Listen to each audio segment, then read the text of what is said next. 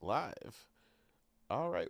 Welcome back to episode 44 of the Otter Players Podcast, where we're going to go ahead and talk about all the things we picked up on Black Friday. I'm sure plenty of you have gotten plenty. Shuhei Yoshida retiring from Sony after 31 years of an amazing service. We're going to also talk about our biggest pet peeves in gaming, as well as Tencent's Horizon from Temu. Uh, so if you've seen it, you know what I'm talking about. But if you haven't, we're going to get into it, and I'll have it up while we talk about it. But yeah, we'll go ahead and get into our intros and jump into the topics. Morgan, how are you, and what have you been playing? Yeah, I'm good. Um, what have I been playing? I've been going around to a lot of different games. I was gonna Um, say you've been a busy girl. yeah, and my sister's messing up my algorithm of what I'm playing because she's stolen my portal and I haven't seen it for a week. And she's been playing on the cloud under my account. So there's just all these games on my account that I have quote unquote played that I haven't actually played. So I mean, it's kind of annoying to be honest because she's got her own premium account, and I don't know why she just doesn't play on that, but I don't know. Um, but as far as what I've been playing, I've essentially been on this one indie game called Lord have mercy, Beyond Galaxyland. It's pretty good. It's a side scroller, turn based RPG game. It's really good. I'm about, I would say, like 80% through it.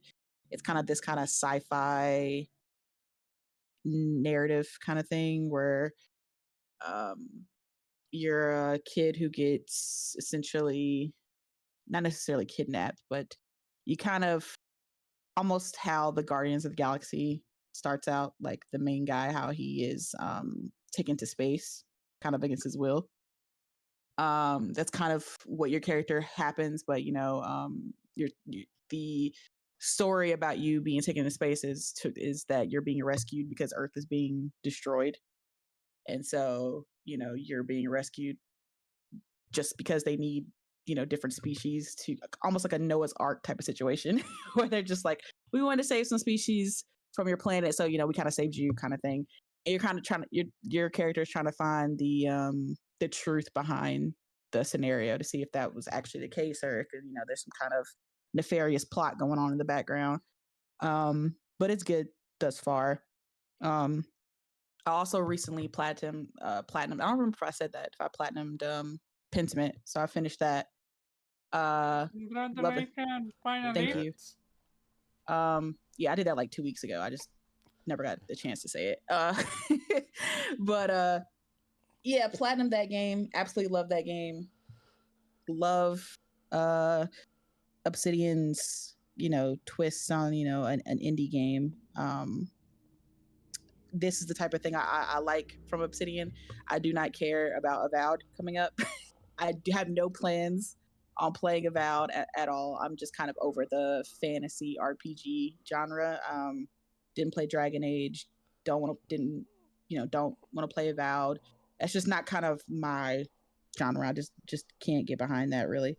Um, but yeah, you know, Pentiment's great. I cannot recommend it enough. A lot of people like to clown it because it's some little single A indie game that's cartoonish and all that stuff. But listen, indie games are where it's at. Okay, I need y'all to be serious and appreciate when we get a great high quality double A game. So shout out to Obsidian for that. That was great. I also played a little bit. I have to get back into it. Empire Advance. It's like an ARPG kind of game where you're an ant and you kind of have to expand your queen's colony, and fight off like the enemies like beetles and grasshoppers and crap like that. Really fun. That's my type of jam. I love kind of sim games like that.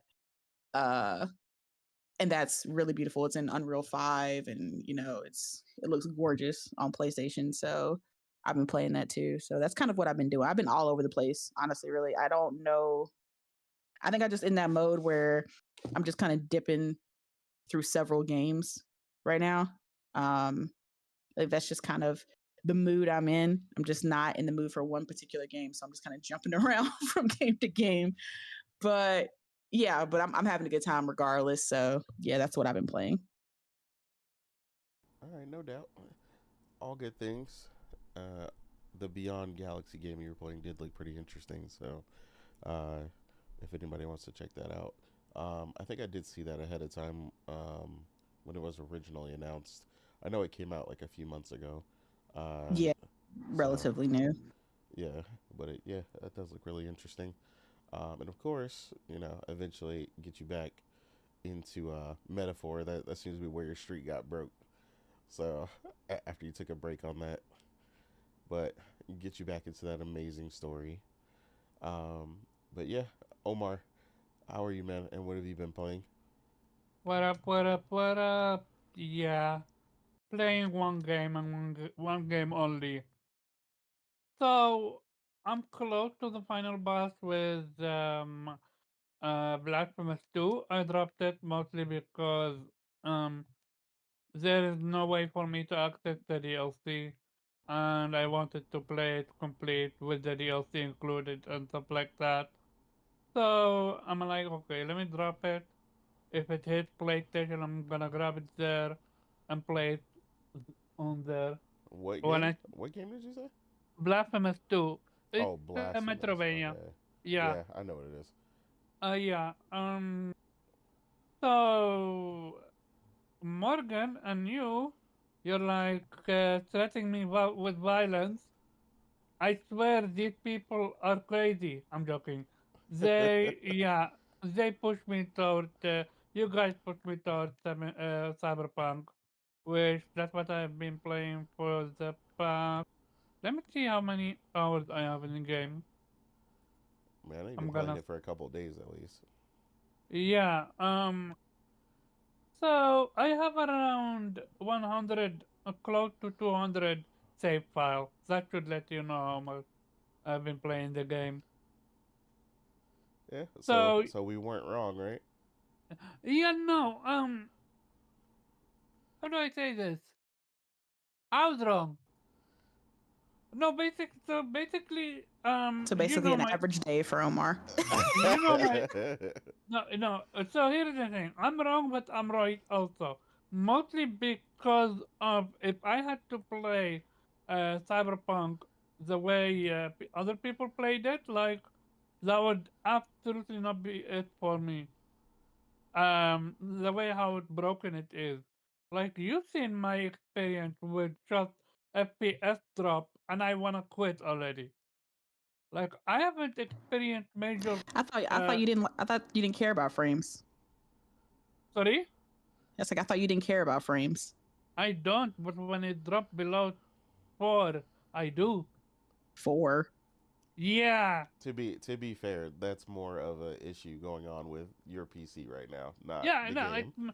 it's an issue been going on with my Yeah. PC. Indeed. Yeah. No. No. No. I'm not gonna say otherwise. Cause I had that issue with Metaphor and Dragon Ball Z. That's when it started popping up. Um, but Cyberpunk, yeah, it's a sandbox, and I'm always in love with sandbox. Like I'm supposed to be level 2, I'm level 10 before starting my actual first mission, the heist. If you know, you know. Like no, I was close to level 60 when I started the heist.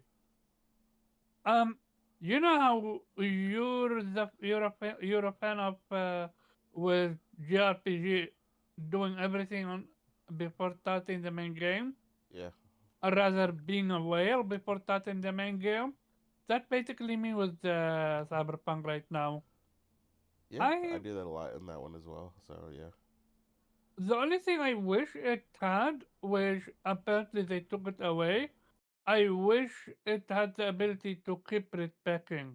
You can only respec one time, and that's it. So I'm saving it for an emergency.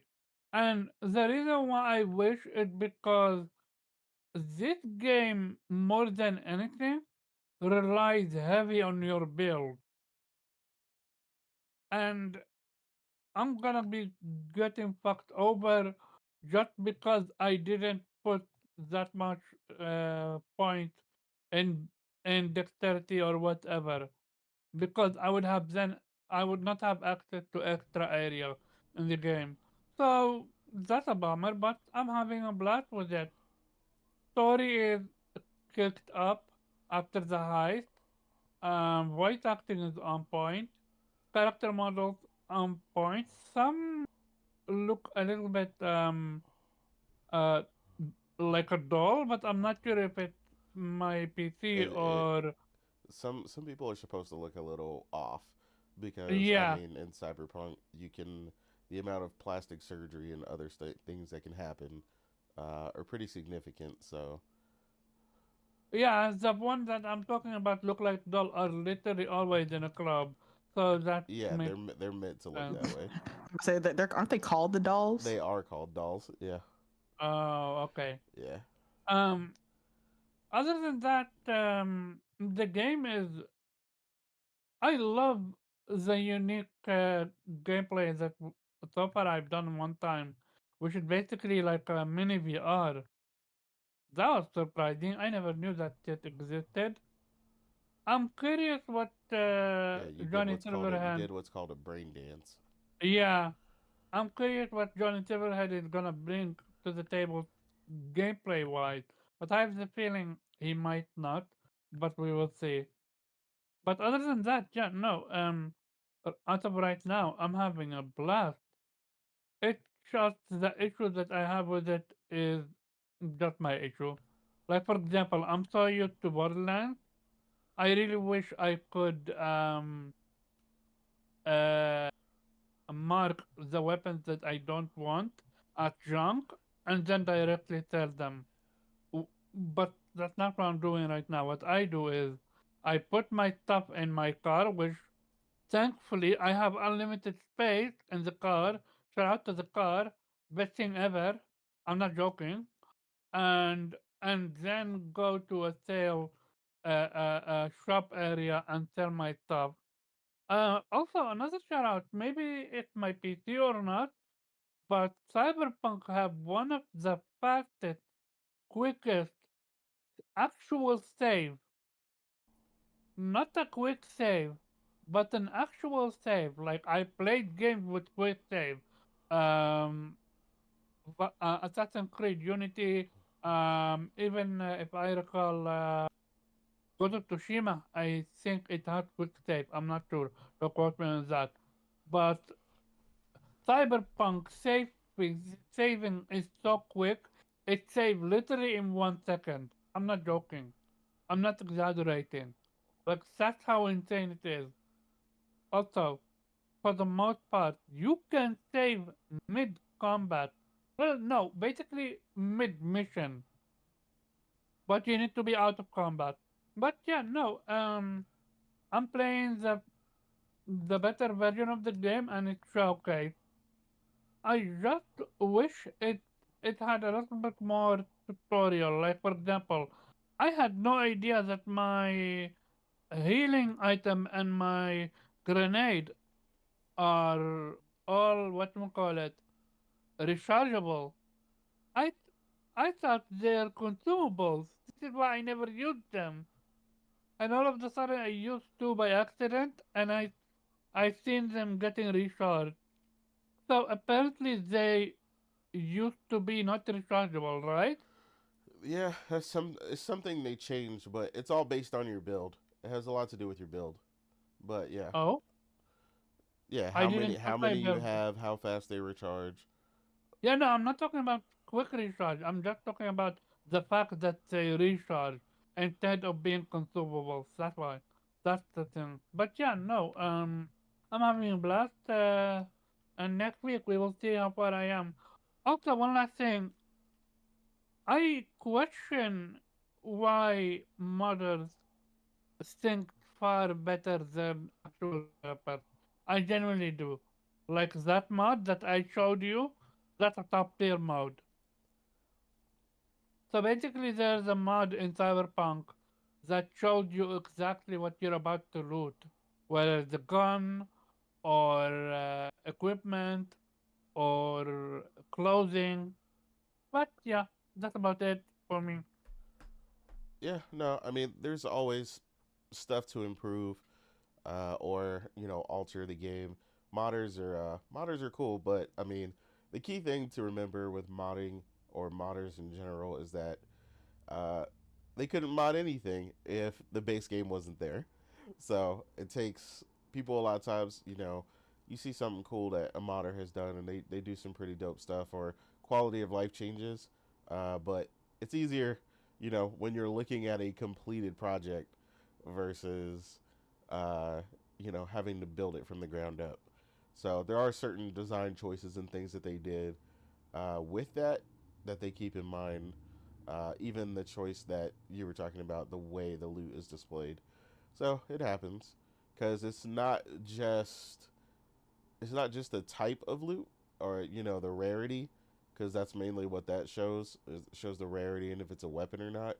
But there's other reasons you'll want to search people, because sometimes there's hidden notes and other things that are there that you just can't anticipate it. You got to check everybody. But yeah, I get what you mean. Um, as for me, I finally finished after like 4 days of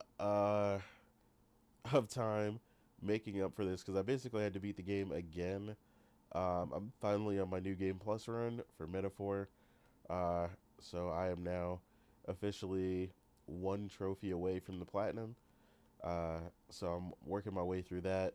Um, I'll probably get the platinum later today, and that'll be my 10,000th trophy. So that's my 100% focus right now. Um, but we did have some other stuff that we were getting situated. Not that I particularly played, but I was helping Priscilla set up um, and get her all the recommendations installed on her PC or her PlayStation that between me and Morgan, have been telling her that she would like, that she hasn't played, and so she's been having a ball. So she recently double 100%ed. So she platinum and 100%ed Dragon Age Veilguard. Uh, so after that, she's been, Nice. yeah, she went crazy on that game. Um, Now I had her trying RoboCop, Control, um, Silent Hill 2, and like 5 or 6 other games. Like I put her on a bunch of stuff, and then she's also playing Dragon Age Inquisition now as well. So I've been mainly helping her get situated with that when I'm not playing Metaphor. Um, and then I was trying to keep up. It's on the screen right now, but there was an event for Fortnite again where they do like the crazy concerts to get ready for the launch of their new event. Apparently, they broke their concurrent record again for the most players online at one time during this event. So that was pretty interesting I'm to not be a part of surprised. that. Yeah, I mean, Fortnite they're is pretty big. insane. Yeah, I mean, it was worth it too. I mean, they've done some literally insane things in the game that are nothing like.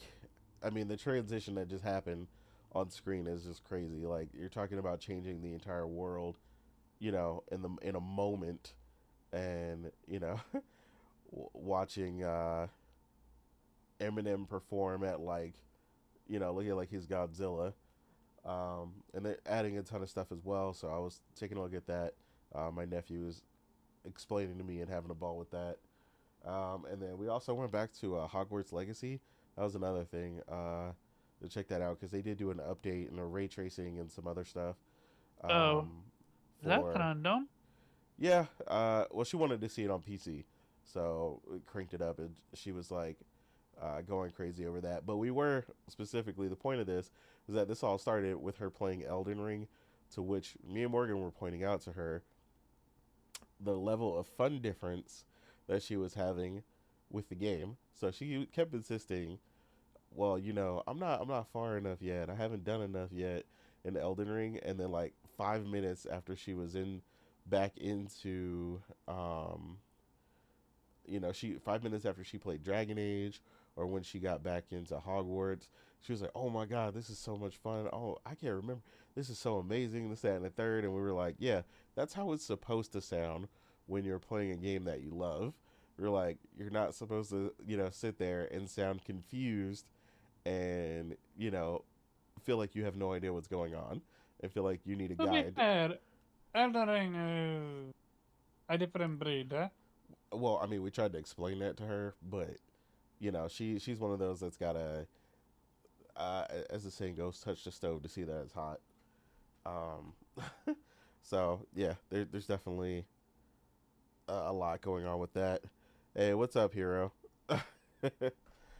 But yeah, like I said, for me, it's mainly just that, man. But I want to get back into a lot of the stuff I was playing. 'Cause like I said, I did start Dragon Age on PC myself, but we got it for PlayStation and stuff like that. So I was like, we'll just see what happens. I've been again all over the place. If it's not been Metaphor, a lot like Morgan was saying, just been playing, jumping in and testing out everything. Romantic Saga 2, so on and so forth. So, uh, but yeah, but that'll bring us to our first thing. Before we actually do a topic, shout out to Arrowhead, um, and the Helldivers 2 team for winning. They got a Game of the Year. I haven't heard of this uh, award show, uh, the TIGA Awards, um, but apparently they won Game of the Year from that, and saw Yoshida shouting them out and a couple other people. So they didn't win it from the Golden Joysticks, but they won it from there. So they are still collecting plenty of awards following several shows to go. It'll be interesting to see how many they collect when they're finally done, considering how many people really enjoyed Helldivers 2. But yeah, well deserved. I mean, we all enjoyed the game when it came out early on, even during all the server mess that was going on.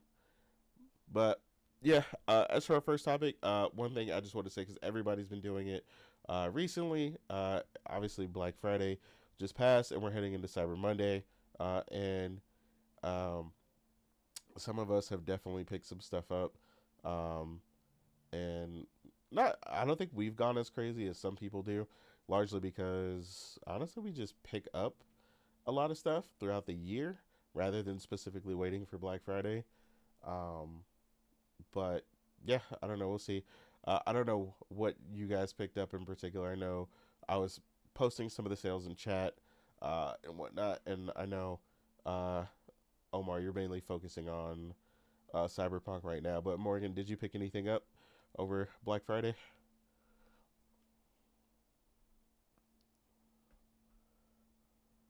I did not. Technically, you did. I did not. Banishers. I mean, sure. Okay. You got that? Yeah, but not like we got it together. We Yeah, you shared we got it. shared I that one. got you. Yeah, yeah. Yeah. So I That's a know. good deal. Yeah, it was a good deal. I mean, it finally dropped to $29.99, which is really what I was waiting for. We both thought it looked interesting. That was a game from obviously I think like January or February, really earlier in the Yeah, year. Banishers of New Eden. If people are not familiar, I played a little you bit know. of it. It looked fun. Yeah, I've heard nothing but good things from people who have played it. So, uh, really, just we had so much to play this year that it was hard to fit it in. So I was like, when it dropped, I was like, yeah, we might as well pull the trigger and go for it. Um, Personally, I did pick up a couple things. I did pick up the Mario Brotherships as well, and then I picked up Sandland. That was like 19.99. Mm. Again, I heard some good things from people who had played that as well. And then um, I also picked up Sonic Frontier. That was also a Black Friday deal. So that was like $17. Um, I want to say it's something else that I picked up. Oh, I also picked up a physical copy because I didn't have it physical and I wanted it. I picked up a physical copy of Cyberpunk 2077 for PS5. I have the platinum for the game already, but it's an incredibly important game for me. Um, I got 100% of it. I'll probably complete the game 15, 20 times at this point. So I did pick that up as well. And I noticed. You missed out on the actual nice steelbook that they had for PlayStation. Oh yeah. Not a real Cyberpunk fan. Oh man. Oh Damn. man. Yeah, I got the fresh looking steelbook for that. Just so you know. Not the steelbook though. Okay, I see you. You got me. You got me. That's crazy. That's crazy to complete it at close to 25 times. This game is massive, dude. Yeah. Yeah. I mean, when you become really good at it and you know where everything is in the game, it's a whole different way to play. There's a lot of different endings. There's a lot of different ways to go through the game. So yeah, I've completed it a lot over the years. But No, very quick about Cyberpunk. what's up? I swear, stealth is broken, dude. You said what is? Stealth. I don't know what you're talking about. Tails? Stealth. Oh, stealth. Oh, stealth. Oh, you mean how good it is? It's broken. I mean, yeah, you can. I mean, you can do. I think mean, he's it saying does it what it's doesn't supposed work. to. Like literally, I'm supposed to fight a mini boss there. I go Okay. behind, break his neck, and call it a day. Otherwise, I would need to spend 10 bullets, no, close to 20, 25 bullets on him. Instead, I just break his neck and call it a day. Yeah, I mean, they don't How limit was that? limit you. How was that broken? Well, no, he said broken as in like it's overpowered. Yeah. Oh, because I thought when he said broken, I thought he was meaning it Okay, didn't fair. work. Yeah, fair. I should have clarified. Yeah. But yeah, no, that's it. Yeah, no. I mean, you have a lot of things in the game that can amplify your stealth and your stealth damage. So, I mean, I've played a couple stealth builds. So, yeah, I mean, they don't limit you, to hey, here's a boss and you can't do. It's not like JRPGs where like status effects don't work. Also, you can't do this. Yeah, like that's not a thing. Like if you can shoot them from stealth, like I mean, I've killed targets from like 2 buildings away with a sniper rifle, silenced and one shot them because my build has like, you know, 600% increase in stealth damage. So yeah, you can go crazy with it. That's the irony. I haven't touched stealth a la scale or whatsoever. Just my normal stuff. And it's a choice they make you want to choose. You wanna fight it heads on, or you can stealth it, which is admirable. Not gonna lie, a lot Yeah. of games prevent you from stealthing. There was one side boss they prevented me from stealthing, but I'm like, okay. But for the most part, every mini boss at least, you wanna stealth them, you can. Sorry about that. No, you're fine. Yeah, they give you plenty of freedom. I mean, that's one of the great things about Cyberpunk. They give you plenty of freedom to solve it yourself and play the way you want. I mean, I've played builds like that, and then also, played loud, where I'm like, nah, I just want to go in, kick the door down and shoot everybody with a shotgun. And other times I'll just only use a sword or other stuff. So, yeah, there's a lot of Also, stuff to play another with. thing, bullet is super cheap. Yeah, they are. Like that, I'm so interesting. They have a well balanced economy.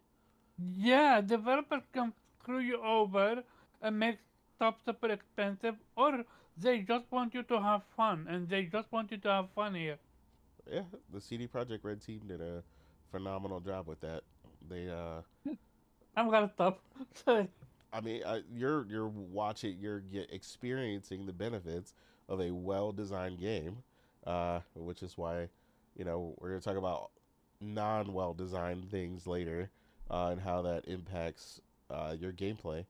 Uh, but yeah, moving up to Shuhei Yoshida leaving Sony uh, after 31 years working with the PlayStation team.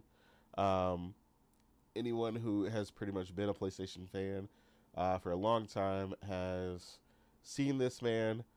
His work has spoken volumes. He has been an integral part of several teams and getting some of the best games we've ever played greenlit at PlayStation and working with both internal and external teams. I mean, honestly, this man embodies basically what PlayStation has been over, its entire history. I mean, he's been responsible, if not directly responsible, related to teams and what PlayStation has been able to bring to the platform, making sure the quality coming from the first party teams, what we've known coming from Sony Santa Monica, Naughty Dog, all these teams, you hear and see all the teams shouting him out and their relationships with him and all the great things that he's been able to help, like I said, not only internal, but third party and second party teams achieve, just, having a solid relationship with him.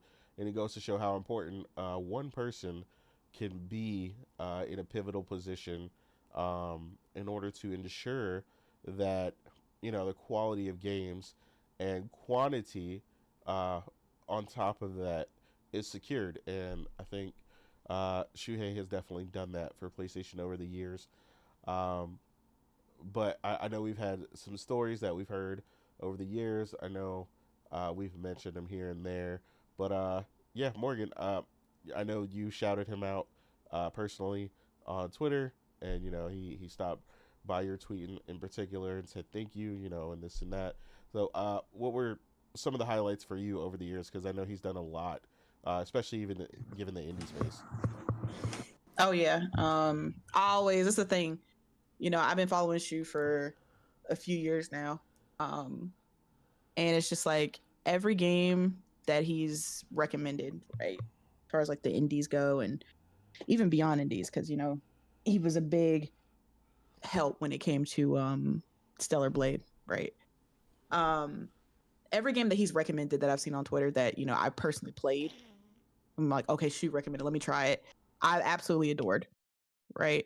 I'm trying to think, from Stray to Cult of the Lamb to Sifu. He was like, this man knows nothing but bangers, right?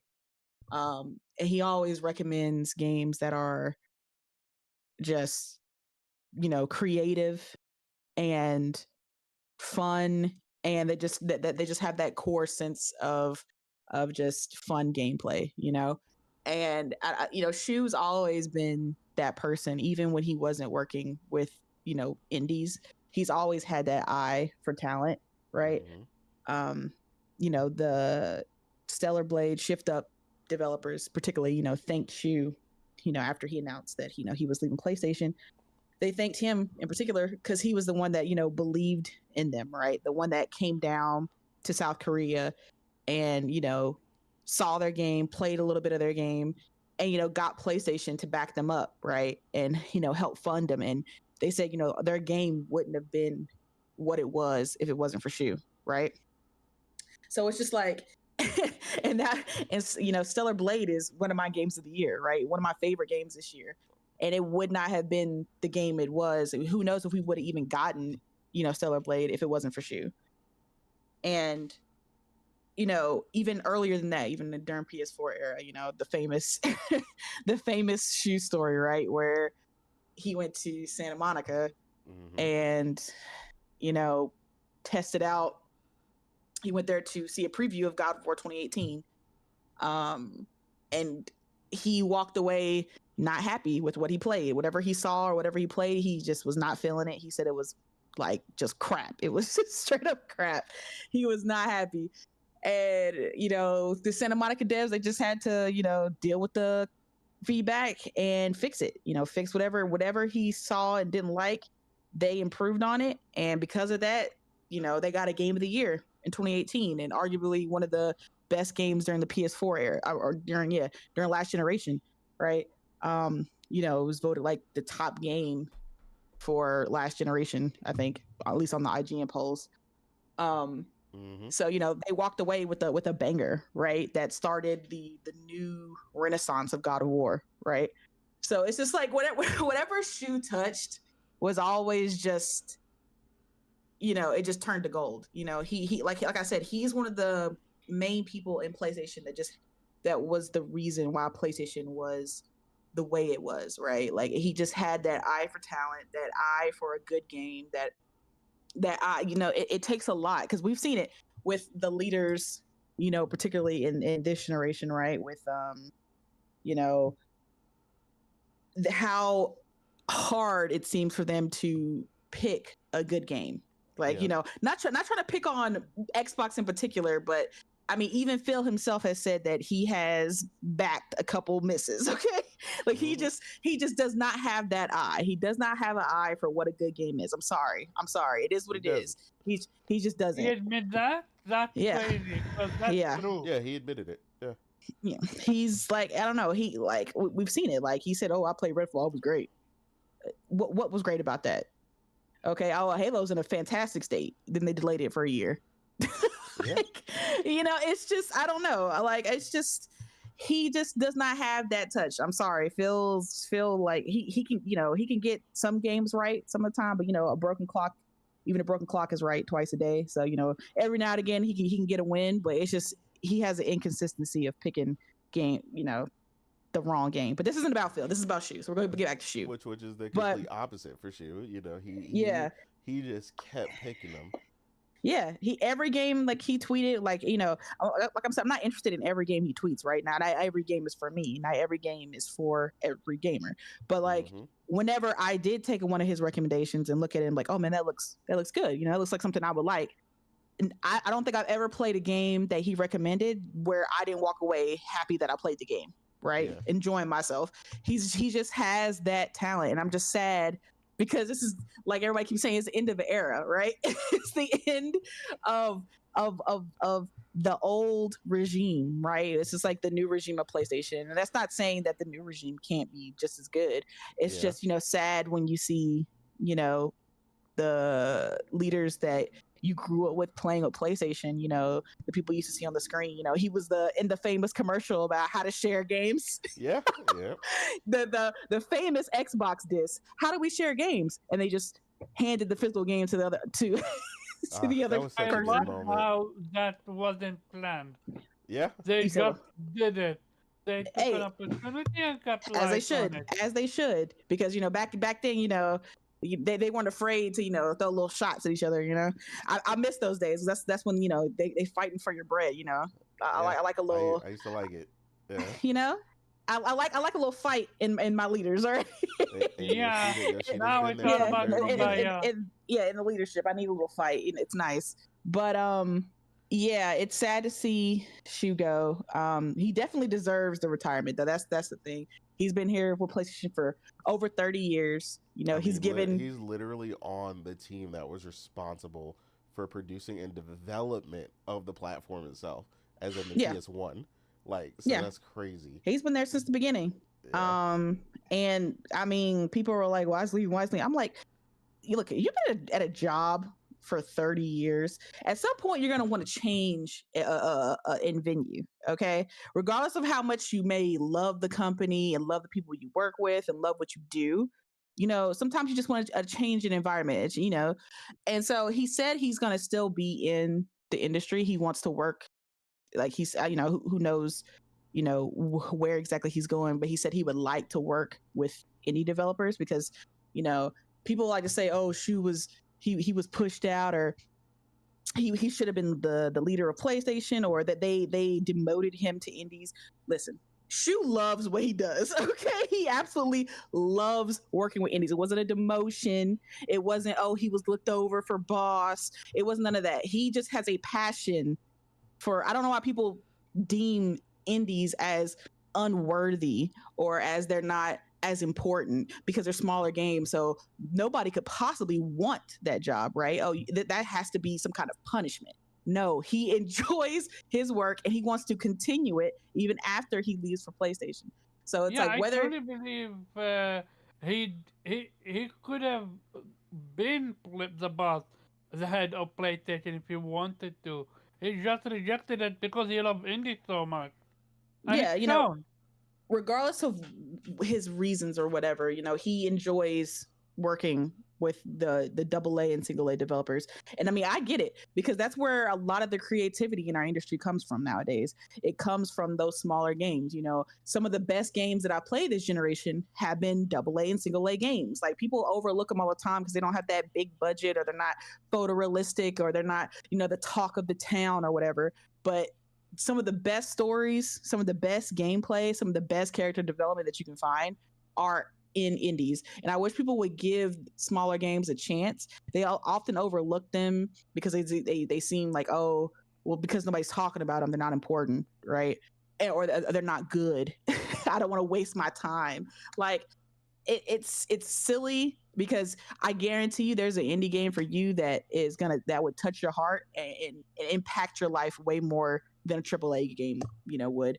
So I suggest everybody go through Shu's timeline and find, he has some amazing recommendations on that. Follow him and play at least one of those games in his recommendation. Find a game that looks like it would suit your gameplay style, games that you like, and just play one, because I promise you he recommends nothing but bangers. But yeah, like I said, it's sad to see Shu go. But all we can do is thank him for his long service with PlayStation. Absolutely. And hope that whoever takes up the reins after him, they come in with that same passion, that same love, and hopefully that same Midas touch that he had with games. And they are hopefully just as good as picking out great games, and also supporting third-party developers and future third-party partners the way Shu did, right? Like I said, with the example of Stellar Blade, I hope whoever takes up his mantle is willing to give these third-party developers a chance. Like, go out there, see what they have to offer, play it, and be able to discern, like, okay, this is something I can see the potential in this, or, oh, you might need to work on this some more, and maybe we'll come back to you in the future type. Somebody who has the eye, right? Obviously throughout the years, Shu's had people working with him and working under him. So obviously they were paying attention, people he's been working with. So hopefully what Shu was doing rubbed off on them, and they're able to carry on his legacy. Because please don't mess up the position after he, it's going to be hard to fill in those shoes. I get it. That's a hard task, but I hope whoever, follows his position, is up to that task. And, I don't expect you to be coming with the 100% Shu level, but at least attempt, like show me that what some great games are. It's like, don't be messing around with my indies, all right? Don't Give be me some like great Phil Spencer and that's it. recommendations. Exactly. Give me some great recommendations. Let's put some shine on some indies that maybe I didn't know about, and yeah, just do a great job. Not just indies for indie's sake, and that's the key. Because a lot of That's places will highlight a bunch of indies, but it's just random. This man always highlights bangers. Yeah, like, it can't be understated. Like, this man has impeccable taste. But yeah, I mean, for people who just some of the highlights for him before I let Omar go. Just for people who are not aware, I mean, this man has literally done it all at PlayStation. Like I said, Yoshida was a key member of the PlayStation team from the very beginning, and he was involved in the development of the platform and some of its biggest games. He produced or executive produced games such as Ape Escape, Crash Bandicoot, Gran Turismo, Ico, and The Legend of Dragoon, and more. Yo. Yeah, all of I the know. games that I love. Oh, I know. That's why I was like, let me read this before you go. Cause wait, read that again. The games are the whole thing. Just the games. Yeah. So he produced or executive produced games such as Ape Escape, Crash Bandicoot, Gran Turismo, Ico, and The Legend of Dragoon. Okay. So that was like early on. So all those he was involved directly with, and then he was also SIE worldwide studio president from 2008 to 2019, where he oversaw, like you mentioned, God of War, Uncharted, The Last of Us, Bloodborne, and Horizon Zero Dawn.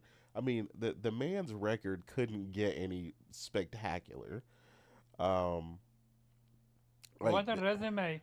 what a resume. He also received the BAFTA Fellowship Award in 2023 for the British Academy Games Awards for his work in the gaming industry. So basically, essentially, a lifetime achievement award. And if anybody in the industry deserves a lifetime achievement award, it is definitely that man.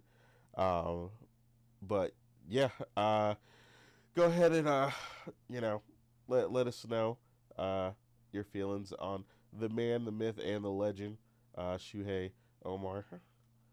So I've been thinking what makes Shuei unique. Cause let's be real, we know why Shuei is unique is because he is showing us, telling us, go play this game, go play that game. We play them, we love them, so we trust his vision.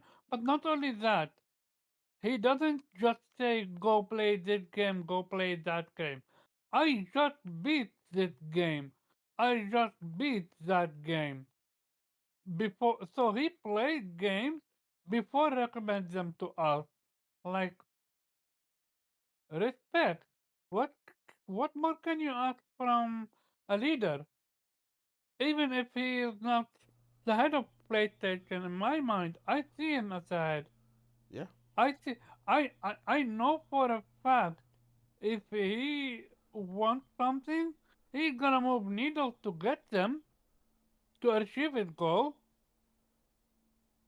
well, And I mean, I think it also highlights something that comes up in business a lot, where a lot of businesses have people that do jobs in a industry that they don't know or they don't love, and they just treat it as a business.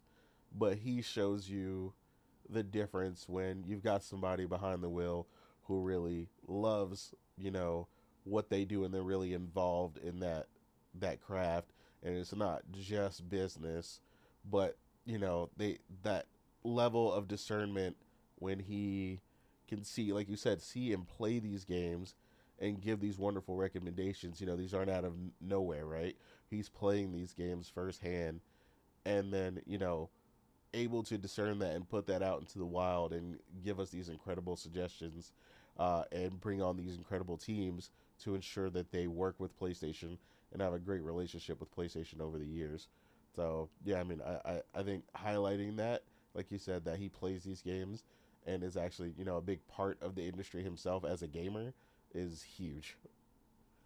yeah, I think the fact that so many people from all over the world, not just one country or two, uh, celebrating him, shouting him out on Twitter, like that goes to show you this man is legendary and have done some amazing work.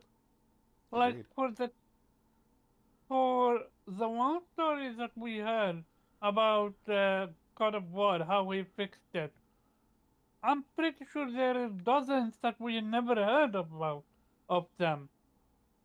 Yeah, a lot more stories we don't know. Exactly. Yeah, and that's what makes him unique. We don't need the stories, we can see it on Twitter, all over the place, celebrating him. Like, if you don't do good job, one, you're not gonna stay in the industry for that long, and two, I'm sorry, you're just not gonna be that much celebrated. Yeah, I agree. So, massive prop to Shuei. Um, Not gonna lie, if I was Phil Spencer, I would hit him up. I would absolutely hit him up. Mm, I'd be very surprised if PlayStation didn't have him sign a no compete clause. Yeah, Can I they? mean that's I business at don't the end know. of the I'm just day. saying I wouldn't be surprised if they did, Yeah, they so usually that usually he have a would. non compete. Yeah, so he He couldn't have work a with. civil. He have more. I have a friendly relationship with Phil. Well, So sure. I mean, he's there. I mean, at the end of the day, listen, when it comes to these companies, Sony, Microsoft, PlayStation, Xbox, Nintendo, like we're yeah, they the don't even talk consumers about. are I the feel only you. ones that are console warring. The business people, they're not doing that because it's business. They don't care. And it's about working together and trying to get their profit margins up. They don't really care about the pettiness that we care about. So they're not. Of course, he's cool with everybody. The same way everybody. Phil's cool with everybody. Shoes cool with everybody. Like they don't really have a loyalty the way extremists do. Yeah, no, definitely. Um, yeah, like I said, I mean, we pretty much said, all we can to really highlight, what we've personally gotten to see in his career. But like, I mean, he's just been such a integral part of PlayStation, literally from its inception. Like, it's ironic that he chose now to retire right as they celebrate the 30th, with the He 30th said it's the console. perfect time. Yeah, like he uh, was like, look, I fully raised my child, you know what I mm-hmm. mean, and then some. I put them through college. You They're an know, adult now. yeah, like, That's another game right there that I want to play. Right there. oh, redacted. Yes, Yeah, that's looks on the amazing. list. It does. Um, but yeah, man, it is just, it can't be stated enough. Like I said, just all the work this guy's done. I'm so happy, at least, uh, uh, that when you are in an industry that you love, a lot of times people, they don't quit. You know, they'll go do something else within the industry. So I'm glad at least that Shuhei, after some much needed R&R, he's probably sipping mai tais on the beach somewhere pretty soon. Um, that he will work with, some indie teams, if not multiple. He might even be like a consultant or something, on his own, because I mean he could be killer as Mm-hmm. as just like a general consultant. So I'm interested if he'll do that or if he'll actually stick with a specific team, because I mean his Yeah, job jumping around would be crazy as a consultant. yeah. I mean, I wouldn't be surprised if he hopped on to someone like Devolver Digital or something like that. Because they do multiple. They head over multiple indie projects or Hmm. something like that. You know. But yeah, I'm definitely gonna keep following Shu because I'm regardless of whether he works for PlayStation or not, I'm sure he's gonna you know continue his work with indies and continue recommending Heat. So he will always have a follow from me. And I think what as PlayStation fans we can take from this is just be happy that we were able to witness and we were able to, be around when, Shu was, doing his thing and we got the benefits of it. So, Absolutely. that's all we can be, we just be thankful of the positive impact he had and on not only PlayStation but the industry as a whole. Like Omar pointed out, you saw nothing but love from like everybody. Yeah, I don't think I've Industry seen industry anybody wide. celebrated like this in a long Yeah, time. yeah, not just PlayStation, just industry wide. Just the shout out he was getting from everybody. Nothing but positive things were being said about him. Everybody was saying, their personal experience with him, maybe having met him or having worked with him, and how it was nothing but positivity every time he was around, and how he helped with this game or that project or this thing, and they were able to get off the ground because of him. And he did some fantastic work for the gaming industry as a whole. And we're gonna miss him here at PlayStation, but he's gonna continue his work with indies and continue spreading that love around. So I can't be mad. Absolutely. Yeah. Once you've been at a job that long, you don't really leave it. Especially if he's gonna still be in the industry. So he'll still, hey, look, hey, yo, I'm just saying, I sent you an email. You might want to check this game out. I know I don't work there anymore, but I figure I'd slide you guys, a hit or two. So I'm sure they won't, as they say, look a gift horse in the mouth. If he wants to slide a couple suggestions, even after his retirement. Um, but yeah, I I don't know. I knew he was big, for PlayStation and the industry as a whole. But celebrating and looking back at all he's done and all the teams and all the things he's been a part of. I mean, I often tell people, right? I gamed since NES and Atari, but people often say like, when did it click for you? When did you know, like, man, I'm gonna game, for life. Like, gaming is something I love. Like, when did that transition happen? And for me, it was the PlayStation 1. It From when I first got it, and when I discovered JRPGs on it, the whole thing, like, PlayStation 1 was like opened up an entirely new world for me. So, like I said, he's essentially been a part of that change for me in my gaming journey, since NES and so on and so forth. But him being involved with, the creation of the original PlayStation and Legend of Dragoon and so on and so forth. I mean, I can't thank him enough, because I definitely would not have had that experience with PlayStation without him being in those specific positions he was in over all these years. So, yeah, I mean, just thank you. If I have never said it to somebody I didn't personally know, that's about as heartfelt as I can be, man. I just thank you. Yeah. But yeah, so from that, we'll transition into our next discussion. And this was something that came up on a couple threads that I've seen, and just kind of the whole thing, like I said earlier, with Priscilla she's trying out Souls games for the first time, specifically Elden Ring. And it made me think about a bunch of design choices or things that happen in game design. We've all played a game where we're just like, man, that game was designed so perfectly well. It all clicked so well. It felt like, it was the missing element. A game that a lot of people state, like, when you're done, everybody knows when they just played like an amazingly designed game, right? And when you're done, you kind of get that lull where you're like, you don't know what to play because you just played something so amazing. But the opposite of that is we've all got pet peeves in gaming and game design that we're not really a fan of. Whether those are tailing missions, stealth, certain types of stealth missions. Some people don't, if something throws you off, famously, I remember the last Batman game, everybody really hated the Batmobile.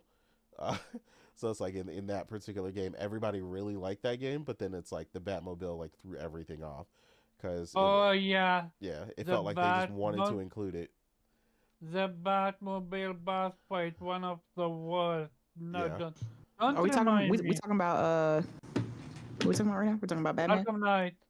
Yeah, so I I was wouldn't. saying, First of all, we're not gonna disrespect Arkham Knight. Okay, people, I am it's so absolutely funny. going to disrespect No, people have mechanic. so much hate in their heart for Arkham Knight and the use of the Batmobile, and like, oh, it was overused. It shouldn't have been part. Listen, I love Arkham Knight. I don't give what nobody say. The only bad part about that was the Riddler fucking. Hold up. The side Riddler. Did missions. anyone say don't love Arkham Knight?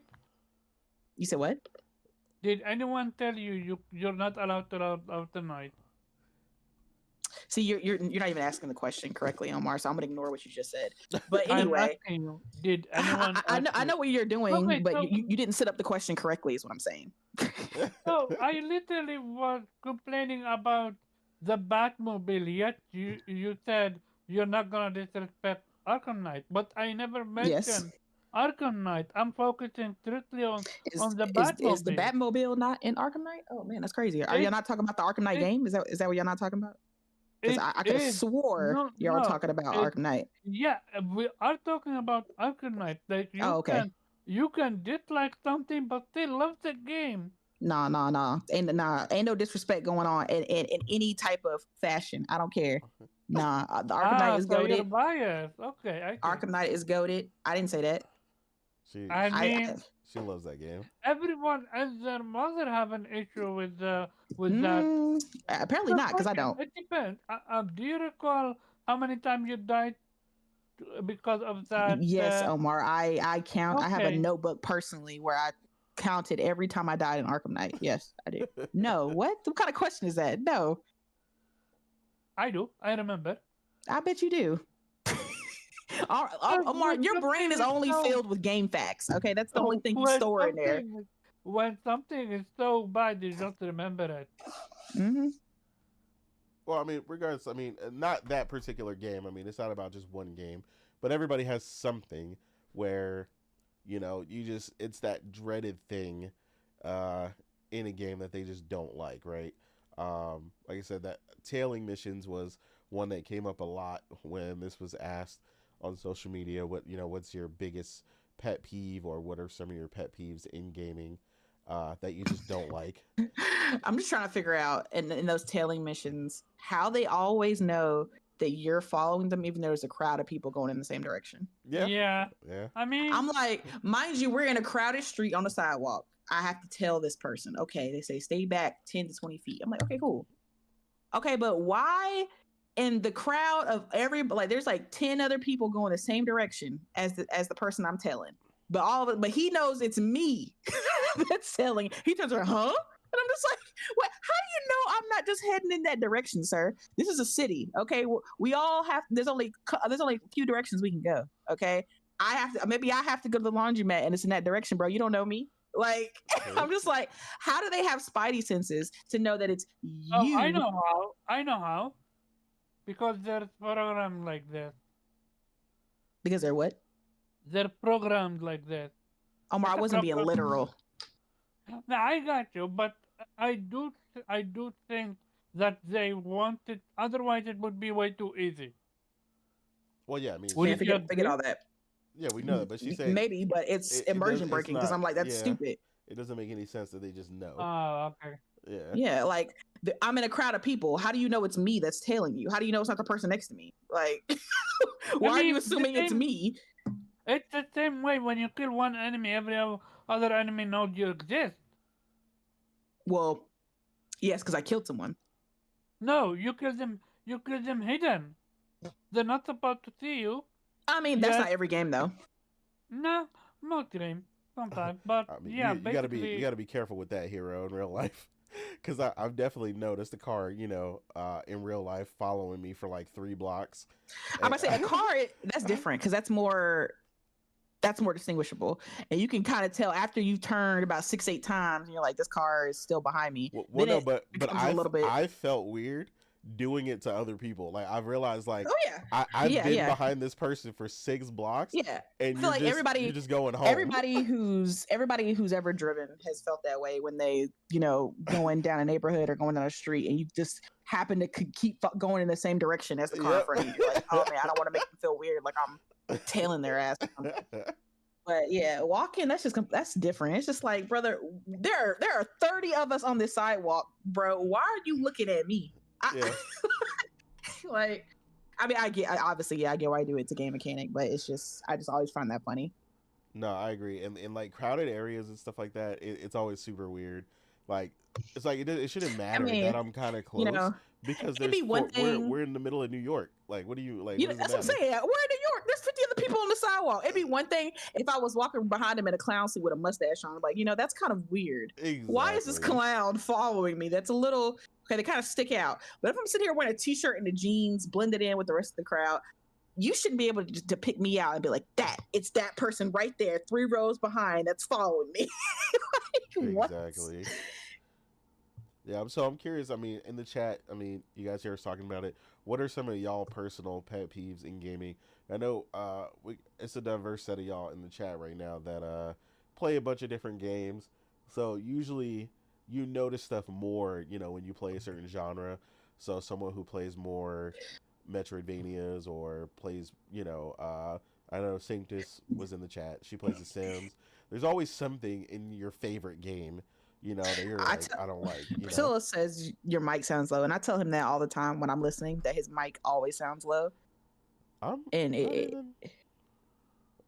know. I mean, I can turn it up. I mean, it's fine. Yeah, you could do that. I might have adjusted it on accident because my I had something hit it earlier. So, I can make but so many jokes right now, but I'm not going to. Trying to think of other pet peeves because it's so funny. I point them out as I'm playing, but then I completely forget you forget, yeah. about them when it's a topic. Like, So I Omar, can you should import. have a I'm about to say, mile long I list. know Omar has a list because he comes in with a No, list but every no. damn But week everything about that something uh, that pisses him off in the game. everything that I'm going to say, I know for a fact all of you are going to agree with me. Hmm. For starters, when a game allowed you to do a critical move without you knowing, and you fuck up your entire run. What? Yeah, look, I Like don't. for, I'm for lost. example, What do you mean? you do one mission, yeah? And after doing this mission, all of the side quests are gone. You can do them no Oh, more. you mean they didn't warn you? Yeah, they don't warn you. Oh, They okay, yeah. progress. They progress the story without you knowing. Oh, Oh, okay, oh, yeah, yeah, yeah. okay. You talking about the story? You said critical move. Yeah, yeah. Like No, he no. hasn't like a. So I he's said, talking about either the point of no return isn't indicated, or Yeah, when that's what you mean. That's the what you. one where Okay.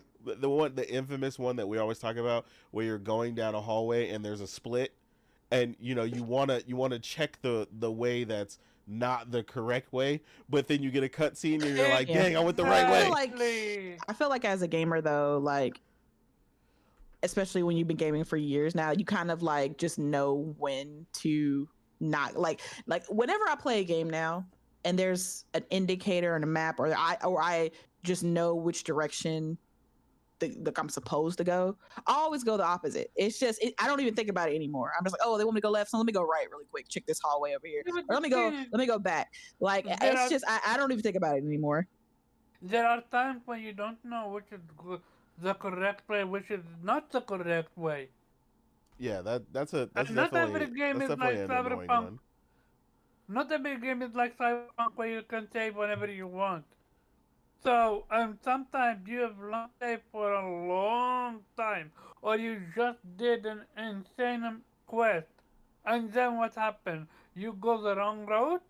You get the story progress, and you get locked out of an achievement because you didn't get that missable item. Oh yeah, you definitely got an issue with people designing missable items in their games. I know that's a big pet peeve for That's you. one of my because what's the point of it? Like, and so here's the thing. Another thing for me is strictly things are so confusing. You have to Google it. Like for example, the hack in Cyberpunk, the mini hack that you do. I still don't understand it with the letters. I I played close to 30, 40 hours. I mean, it's I one of am those things you're just never gonna understand because I don't understand it either. But I mean, I still get it but, right. Yeah, I get it that's what right I'm though. talking Yeah. about. I mean, yeah, I'm about to say I still 100% them. I just guess, and I'm pretty good at knowing, So being able to you're tell. locking in, or you understand the mechanic. I kind of understand it to a point where I'm good at Yeah. it, but I don't fully understand it. But yeah, Okay. I mean, it's one of those things. I mean, it's inconsequential because it's not really that important anyway. I mean, But nah, they drop good loot if you I mean, they but Omar, you're OCD when it comes to loot, like unnecessarily so. um Yes, don't not to say yes, opposite, not you to are say very like if not there's to say any opposite. opportunity to get loot, you have to get it. And if you can't, you get so upset. You're like, oh my gosh, I couldn't get it. It was up there on top of that little thing. I couldn't jump it. I'm like, Omar, it's not that important. But it was up there and I wanted it. And I'm just like, see, you do too much sometimes. And I'm Hey, just for like, me, I learn from games. You never know what that loot going to it's be. just it's cool, it's extra money, but like at the end of the game, I have way more money than I need. Like, Yeah, that another thing. Why at the end of the game do I have a lot of money, yet at the beginning of the game I have none?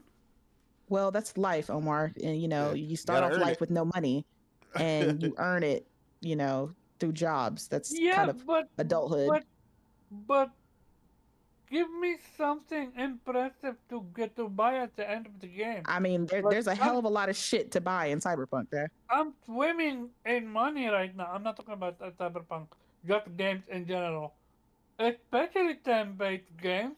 Like the best stuff are always locked behind a side quest or a secret boss. It's never just go buy it. I mean, I don't think that would be fun for most people to just buy it. I do wish, like for example, I do wish you could convert, or vice versa. You could convert your money into XP or XP into money. I think that would. So here's the thing: when I'm playing a game, the This most man bringing thing. up his JRPG pet peeves right now. No, no, So just I'm in saying you should have general. brought this topic up because we're gonna be on here for an hour with Omar just Yeah, I'm done. detailing This is the last everything that he thing. hates about every game. No, I'm done. This is the last one. When I play a game, my biggest focus is two things. One, what are developers doing that pushing the game forward? Like for example, Cyberpunk, quickest save in the history of saving. I love that. Or Why is that your thought process when you're playing a game, Omar? because This because man acted like he a dev. Let's be- see. Let's see what no exactly is pushing the genre because forward. because to me, I love quality of life improvement. That's my biggest pet peeve. Not having them. Oh, we know. We know. We hear about it all the time from you. Yes, we know. No, but at the end of the day, as much as I complain, I would never drop. No, but let me explain. I would never drop a game because of lack of quality of life. I'm gonna leave it at that. Oh yeah, I know. You'll just continuously tell us about it as you're playing it. Yeah, We hear it all day in the chat. Oh man, this game doesn't have this, this, this. I'm like, Omar, but you're still playing it. Yeah, but and I still, give it it doesn't and have this, this, and this. at the end of the day, I give it a 9. Yeah, exactly. And I'm like, wait, what happened? I was like, you complained the entire time, Omar. Yeah, but still, it was good. I'm like, so your complaints weren't that So, big of a deal. Well, yeah. at the end of at the end of the day, it's not a big deal. But during the gameplay, it's the biggest pet peeve Oh, for I me. know. I know. That's why. But yeah, no, let's move to you and Nate. I'm curious. Did you have another one that you thought of yet, Morgan? I know you said I get it because it's like when you think about it, you're like, We dang. know you But have a lot. when it's happening, you're like I you're mean, like, oh, I hate this. yeah. I mean, as I'm playing, I point stuff out, but I don't. I mean, I'm not cataloging anything, so I don't really think about it. Like, I point out like as I play, I'm like, dang, I hate games that do this, this, this. But Okay, I'm not now really imagine thinking this. about it. In JRPG, if your main character die, your party die. That's a pet peeve. Yeah, a lot of people actually hate that. That is a Yeah, big pet yeah. peeve. But see that, yeah. But that's not every JRPG though. But Yeah, that some of them they is a definitely let prominent you thing. die. It's Yeah, really prominent. It, yeah. it's way lesser now. They understood Because I finally. don't think that's a metaphor, right? Like, I think your main character could die, right? Nah, Um, nah. nah. Yeah, Can you? Metaphor I can't learned remember. from Persona. Which Persona I forgot, but one Persona has that. If your main character dies, your party dies. If I remember correctly. No. That's Shin Megami Tensei. My bad. Shin Megami Tensei 3. Okay. If Because you, the turn-based game I'm playing right now doesn't have that. Like, my main character dies, I they can could still die. keep going. Yeah, Yeah. it's definitely a choice. Uh, Yeah. but that's um, the thing, quality of life that they're improving upon. yeah, Yeah. I agree But with see, that's the them. thing, though. It's like, is that quality of life or is that just an annoyance that you just don't Well, like? yeah, that's why I said pet peeve. You know, it's a minor annoyance that annoys you more than anything else. Yeah. Because I don't think So, that's a quality of life thing because that's a dev choice. yeah, it's You not know, quality. they, It they wouldn't be quality of life, but it is Another yeah. good annoying. one that did it is Final Fantasy 15. They actually removed that shit. What are you saying, man? Where your main character dies, your party died. In Yeah, I mean, 15. I agree. Yeah, if my main character dies, let me keep fighting, bro. Like, what is the point of the rest of my team if I can't keep fighting? Like, that's Yeah. crazy. Yeah. Especially when your fucking enemy have something called auto death move that I can't Oh, yeah. escape. I can't. Yo, and Nate, imagine. I'm not gonna say the name of the game. If if you had that shit in that game, I don't think that one boss is beatable. Cause that shit is so random. Who that person chooses to kill? It's not even funny. and you can't do anything about autodesk. Autodesk is death. You can't negate it, sadly. I don't know what you're talking about. I will tell you in the end. I didn't Okay. want to spoil You it, don't want to spoil but it. I get it. yeah, Yeah, no voiceover. I get that. I'm kind yeah. of like I don't. So the time when that annoys me, Hero, is when a game is voiced and then they randomly stop talking, like 5 minutes Mhm. later. So like it's They do that completely with voiced. Yeah, they do that with every single JRPG See, though. yeah, yeah, me personally, I don't know. I don't find that annoying. Like, let's for example, Octopath Traveler 2, right? They have some amazing voice acting they do. segments. Like the first character I played, Oswald, the magic holder, his trial and his voice acting in that trial scene, It was immaculate. immaculate, amazing. I was like getting goosebumps. I was like, man, the drama, I love it, right? Shout out to Octopath Traveler 2. If you haven't played it, amazing JRPG. Play it now, please. But Absolutely. it was my game of the year for 2023. But yeah, amazing voice acting in that segment. But then of course, the majority of it is just all text. You got to read it, and I didn't mind that. Like, it didn't bother me. See, I, of I course, agree with you that I I don't over mind it in enjoyed. that. Yeah, I enjoyed Maybe the because the voice acting sessions, the sessions that involved voice acting. But when Yeah. it didn't, I wasn't upset about it. See, I felt like they separated it meaningfully, right? So like I didn't expect them to start speaking randomly when I was reading. But there's certain games that they don't separate it well. So like they're literally just talking and then it transitions to the next scene Well, how do you and like then they're it reading. in like Persona games and like Metaphor? Persona I don't mind cuz those are really specific, but Metaphor actually has definitely had some times where I think they should be talking and they're not. So it annoys me. So Metaphor definitely doesn't do it as smoothly for me as Persona. So yeah, they didn't do it quite right. They didn't separate it as well as I thought they should have. Yeah. Um, So yeah. I have a I have a good one, and I'm pretty Oh sure you man. guys would agree with it. No, I don't think I'll complain about it. Basically, when you're mid combat and the people start talking, it's story content. I'm You like, said dude, start or I'm or stop. no, They they they start start talk, talking while you're fighting. they Oh. yeah, and you need to pay attention on the gameplay that you fight. Like, dude, I'm literally in on a life or death situation. Why the fuck are you explaining one of the biggest story content in the entire game, and I can't even scroll back and find what you told me about? Like, that pissed me off so much.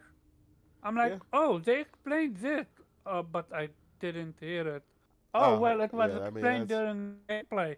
Too bad you didn't hear it. yeah. I mean I get why that would be a big pet peeve for you. I mean I don't really have a problem hearing while I'm fighting when they do those segments. I'm trying to think when they've done it, and I don't normally have a problem hearing, but I know for you, hearing is a very specific thing. Uh, so I get how It's that would be specifically for annoying. action games that have that. Action games, like for example, Forspoken, as much as I love the demo and I bought the full game, um, there are moments where you're literally fighting and your cough is talking to you, explaining to you story or cracking joke. Like, my dude, wait until the fight is over, then do all that. Yeah, yeah. I mean I get it though, because it's like sometimes something is happening during the fight that they wanna convey, or a feeling that the characters are having during the fight.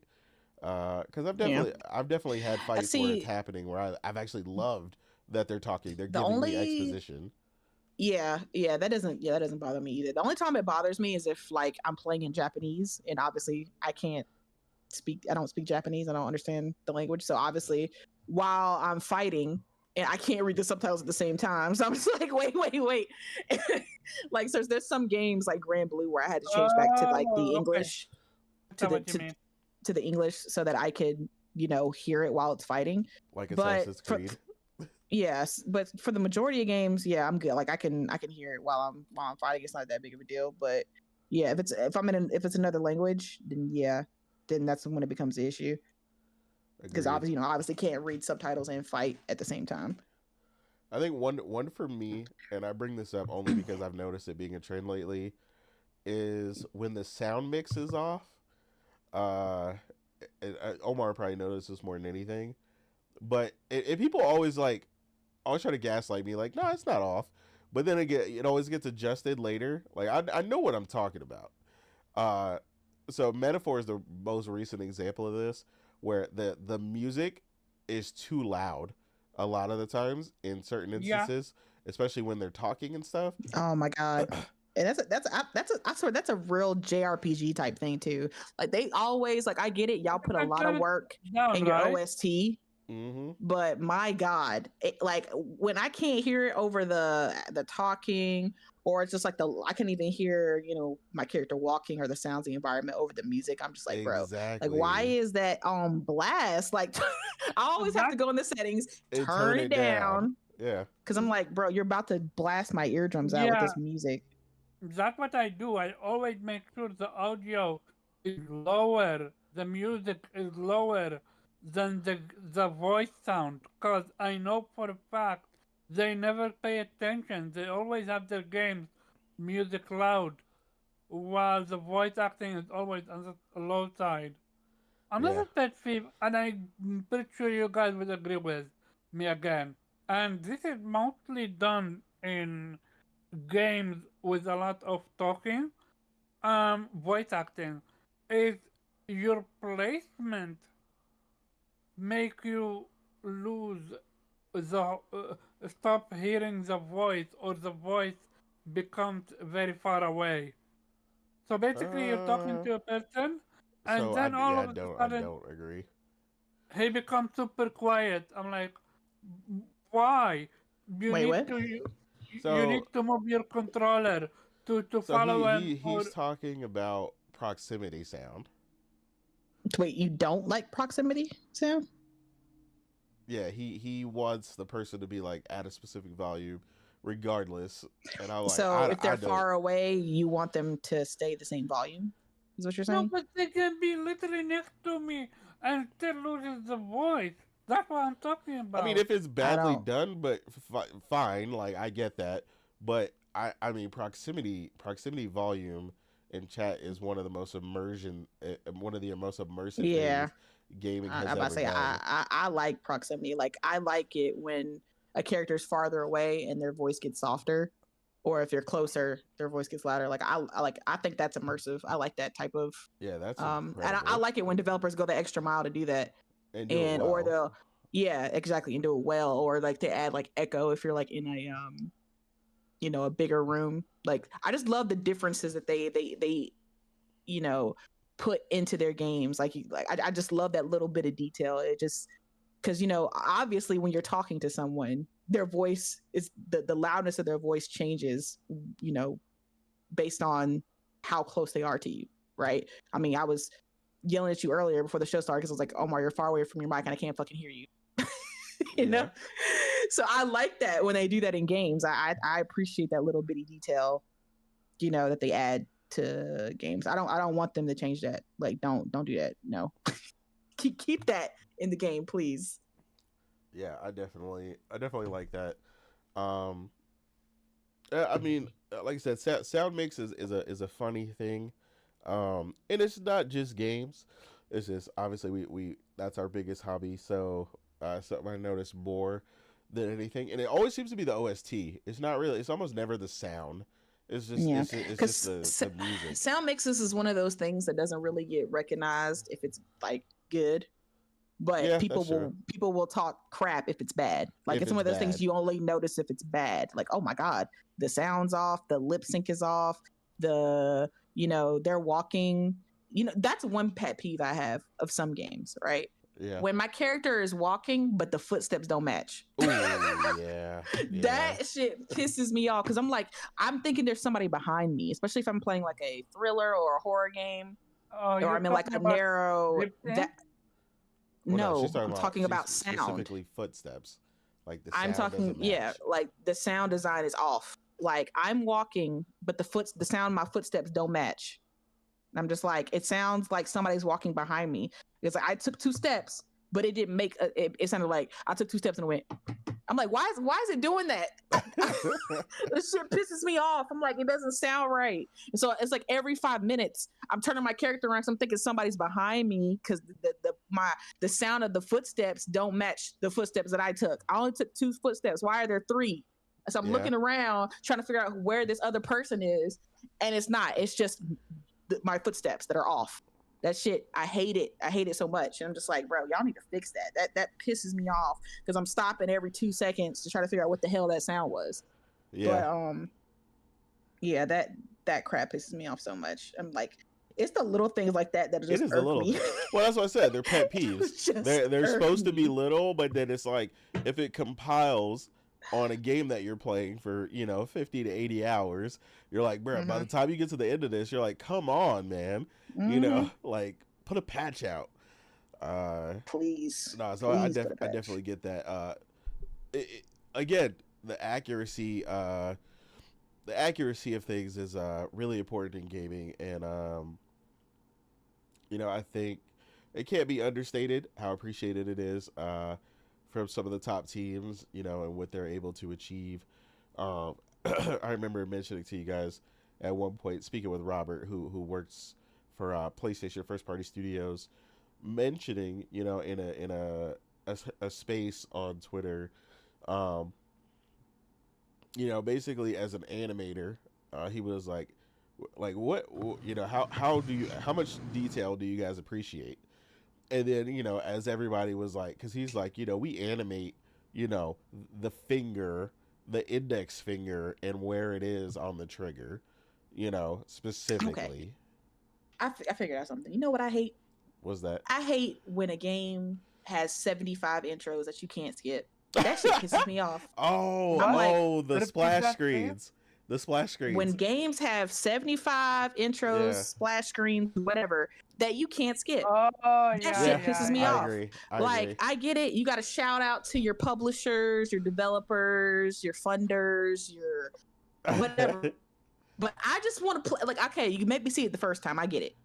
But I shouldn't have to look at this every single time I boot the game up, bro. It's giving me an extra, like, especially now in modern gaming where everything's so fast, with SSD and everything like that, and things like, quick resume or freaking rest mode. You just go right back to your where everything is just quick and simultaneous. Loading is instantaneous.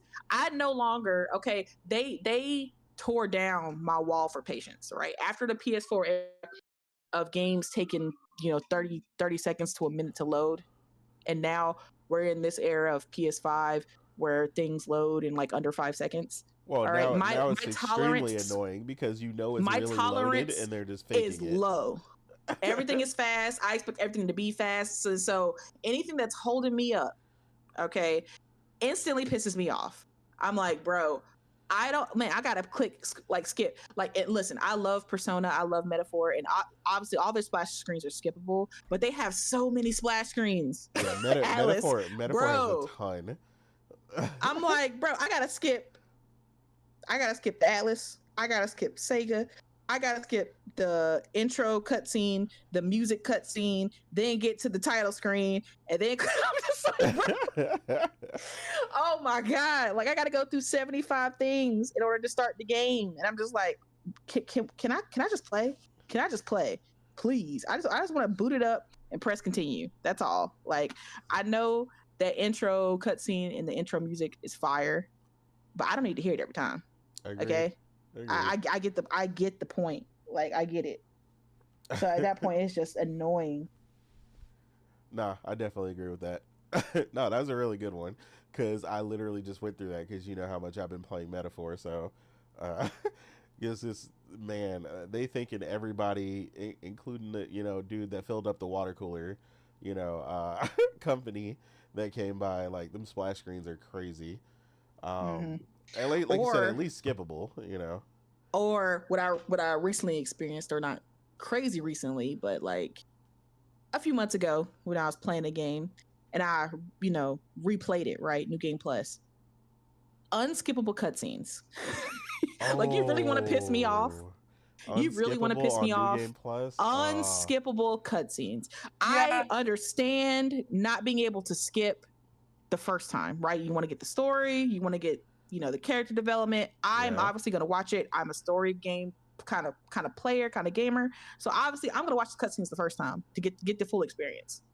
But if I hit New Game Plus, it means I've already played the game. I've already experienced the story.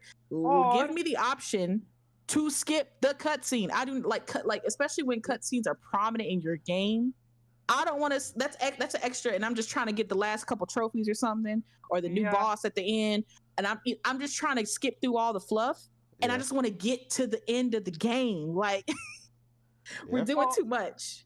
Or if you stuck on an enemy or a boss fight and you already seen the costume one, why must you see it 10,000 times? Yeah, those are typically unskippable. Yeah, those are annoying. I'm just it's those things that piss me off. Like I was trying to go on a platinum run. I can't remember the game. It was an indie game. Mm-hmm. And it required me to replay the game because I needed some collectibles I couldn't find in the first run or something like that. And I could not skip the cutscenes. It was pissing me off because the cutscenes are long. Yeah, okay. That would suck. So I'm just sitting here and I'm like, I know the story. I know it back and forth now. I know the characters. I know what they're going to say next. I don't need to see this. I just need to get to this next section so I can get that collectible that I missed. Yeah.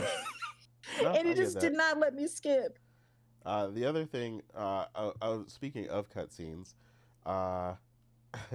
another thing to that's annoying when you are playing the game for the first time, unpausable cutscenes, because some of these cutscenes are mad long, and I'm like, bro, I need to pause it because I gotta go to the bathroom or something. Start button doesn't work. Yeah, you try to hit like the PlayStation button to bring up the menu, and that doesn't pause anything. Yeah, you're like, that doesn't pause it. It's still playing. Yeah. You're like, hold on, wait. Like I don't want to skip it. I just want to pause it. Like, yeah. Nah, yeah, those are everybody came up with a lot of good ones. Keyblade earlier said underwater levels. I totally feel you because that's infamous. Yeah. Yeah. A lot of underwater levels I don't like. So another thing would be flow running. Oh yeah, somebody said that. Somebody said that in the Twitter post. They were like they were like places where I can't control my speed. The speed that I walk at. Oh God! Don't get me started when you're walking super slow or crawling. Like for example in Cyberpunk or Final Fantasy. Like what's the point of this? Are you loading assets? What are you doing? They gotta lead in with the build up, Why am I crawling for 30 seconds close to a minute? Final Fantasy 7 Remake is the epitome of it. I remember Rebirth. It was so bad, dude. Yeah, they make you do it a lot in a remake. Did you say your other pet peeve? I don't know. I don't remember if you said this somewhere. I mean, you were talking about it earlier. When you can't save when you want. Sorry? When you can't save when you want. I don't think you said it, but I know it is a thing. No, I said that's what makes Cyberpunk great. That you Omar, that's no. I was saying one of your pet peeves is when you can't save a game when you want to. No, my pet peeve was that the game moves forward with the story, and you get locked out of. Omar, you're not hearing me. You're not hearing me. I said one of your pet peeves because I've heard you say this before, that you don't like it in games when you can't save when you want to. Yeah, like you got to go to the crystal to save. Like you can't just save whenever you want. You said this multiple times in the chat where you don't like you like it when games give you the ability to save whenever, and you don't like it when games make you go to a certain point to save. Yeah, I mean that's a big one for me now, because there's no reason for that nonsense. I don't recall saying today, but that's what she's saying. Not today. I said I've heard you say it before. Yeah, she's saying, isn't that one of yours? Yeah, I was saying that's one of your pet peeves. I thought, Lord. Okay, yeah, no, that is one of my. Oh, I Yeah. know. I hate you. Jesus, trying to get it out of this man. I No, swear. I know. basically, no, but the thing is, why is it okay for everything? And I'm curious about your guys' opinion on it. Why is it okay for developers to kill our time like that if it can be done better? If it's already done better by a different game. I mean, you gotta imagine though, like they're creating a game in a vacuum, and that just may not be the way that they designed it. I mean, you got to consider how many choices and how many things are happening during game design, and it's like that's what it's the whole thing I was telling you with. You were excited about that mod that you saw. I'm telling you, like I can always tell, 15 different things I would like better in a game, but the thing is, a lot like we talked about with game design on the show, is that um, eventually you got to cut the features, you got to cut adding stuff, and you got to make the disc gold, and you got to put it out.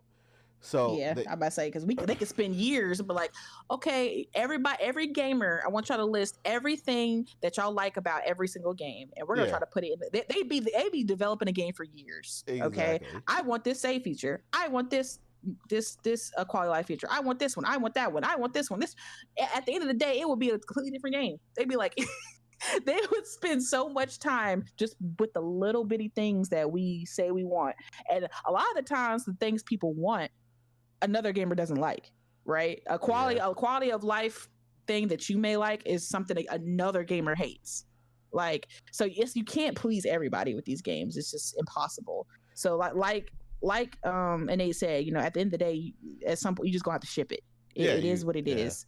Like if it's not broken, it's not a priority, right? If it's just like, oh, it's a little pet peeve for gamers, it's not that big of a deal. Like they can either update it later if it becomes that big of a problem, or they just leave it because it's just part of the design. It's just like if they spent all day or all development just doing quality of life that gamers say they want, the game will never be done.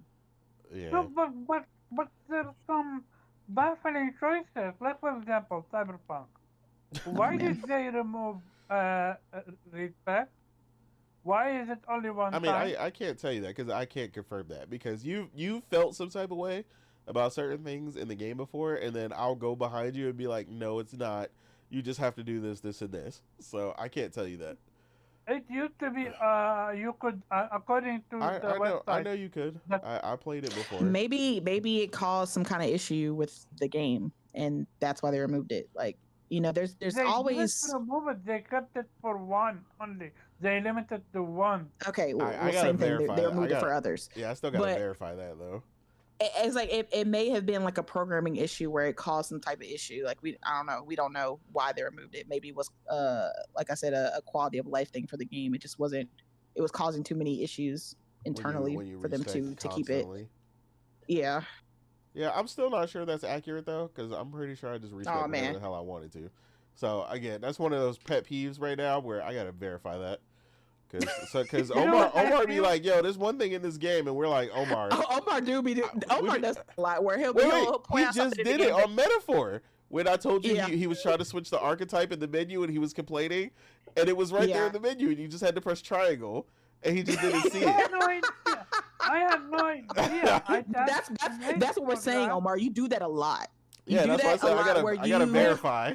You point out things in the game that's missing or it doesn't have this, and we'll be like, Omar, it actually does. It has it right here. And you're like, oh. Yeah, but with this one, I'm actually this is verbatim from a website. I used it for guidance. Like I gotta be careful with you. Opinion. The websites you use for verification be a little iffy sometimes, so I gotta. I know, you be like skip to maloo.com. You be like, wait a minute, where you get that from? The irony is from PC Master Race, the PC website. Oh, the PC. The PC website's the main ones that I was gonna say the PC website. They've been so wrong lately. PCgamer.com and all that. They've been putting out mad articles where they've been wrong lately. Nah, here it literally stated. I mean, I believe you. I believe you that they said that. I'm just saying I don't remember that being a thing. This actually will reset all of your attributes, allowing you to distribute your I bad mean, I know point. you reading it, can- but I'm telling you- you, I don't remember that, so it doesn't No, matter. but you can only do this once. This is Omar's in gonna game. continue to read this to you. He doesn't No, care. no. This is literally me opening the game Bro, up and reading. I swear But on they on worry. everything, I'm gonna take a They- trip to the Netherlands, and I'm gonna smack you like old boy Will Smith did old boy on stage. If I log on to this game, and I can still respec more than once, because I'm telling you. Unless the one I'm playing is an older model. All of a or sudden, an- we gonna see in the chat, Omar. Oh man, fuck me, guys. Oh no. I'm like, My nah, don't back bad, out now. bro. Don't back Yeah. out now. I'm on the way. Nah. Here, put it in fucking chat. I wanna see if I'm right or wrong. Here, I'm gonna screenshot it.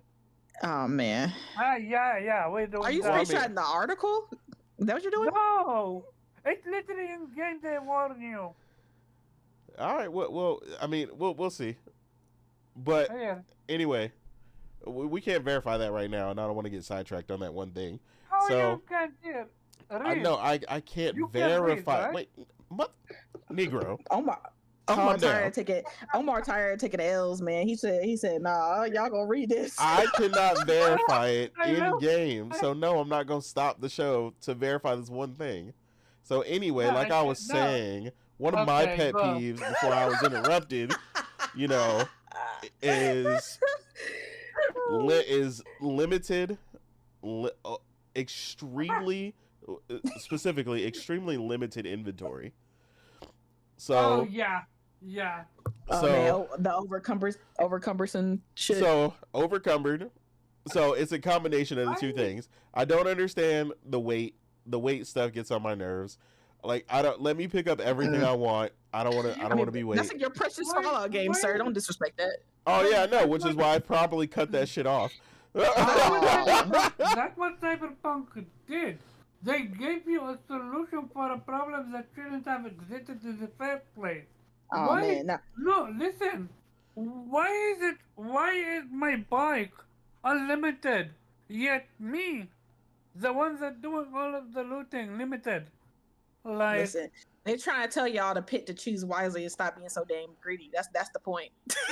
They're telling y'all to stop being so greedy, stop picking up everything you see, and start being more careful with what you choose. That's your problem. Y'all want to So- pick everything up. Y'all want to pick old boots and socks up. So Y'all look, y'all I wanna can pick banana I can peels. get it, for a right? reason. I can get it to a point, right? Like I get it to a point where it's reasonable.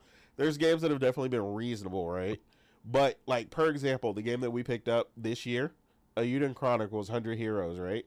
For some reason, 100 heroes. you have like an 18 slot limit or something on like accessories or something. Like it makes no it makes no sense. That was crazy. I remember. Yeah, I remember that. Yeah, I was like, That- why is that a design choice? Like who Okay, decided that? But That right there is that's why- insane. But when you got like That's 100 why- slots, y'all doing too much. Yeah. That's yeah. why I'm telling you, they put problems on.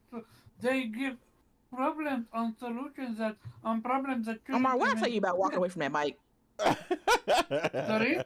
I said, what I tell you about walking away from that mic? I'm not. It's literally in front of All my right, yeah, face. you're Oh there yeah, now. it is now. Yeah, don't lie to me. I swear I haven't moved. I But- haven't moved a single inch.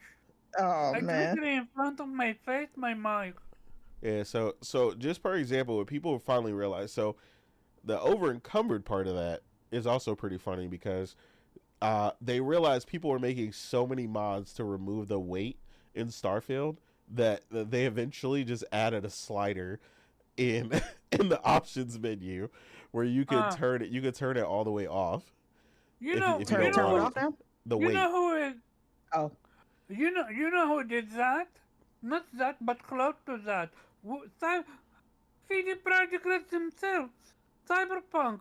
No. you gonna pick on not Cyberpunk all day? Oh man. No, not Cyberpunk. Witcher 3. When it first, cause I played it, I remember it. When it first came out, every single herb you picked, Yeah, it had weight. it had weight. And Which when resulted- they patched it, they got rid of it. Which is, and that's the thing though, it is patchable. It's fucking patchable, so why are you limiting us? Why is it not okay for us to simply have fun, picking up loot, selling loot? Instead, I need to be limited and be cumbersome. Can't run, can't. In some instances, I can't even teleport in certain games. You know what I kind of pet peeve? I hate it when games make me continuously tap on a button to do something. Like I have to keep tapping X or circle to run. I'm like, why can't I just hold the button down once and then my character runs and then if I stop, then they stop running. Yeah. But why do I have to continuously tap X or circle 38 times? I'm up here building thumb muscles to run. That shit pisses me off. I'm like, bro, if y'all don't just put this as one button that I have to just hit and I hold it for 3 seconds, the character runs, I let go and they're cool running until I just stop them and then they stop running. Shout out to Stellar Blade for that option when fishing to just hold the button instead. Oh, bro, that fishing minigame. Oh my god. Yeah, I definitely wouldn't have finished that minigame without the accessibility feature for that, because that was insane. Yeah, I was like, yo, they were really trying to test my hand-eye coordination in that. I'm like, bro, what kind of foolishness? Like, it had the smallest little window for you to hit X and reel that fish in. Exactly. It was insane. No, so to be clear, Omar, what Keyblade is talking about is that you used to give, regardless of the brokenness, you used to talk a lot of shit about Cyberpunk before you played it. You was giving a lot of smoke about the game in general. Omar was a hater, so that makes sense. Because of its brokenness. Yeah, but it was long time not broken by the time you were still talking shit, though. Yeah, I know. That's what they're referring to.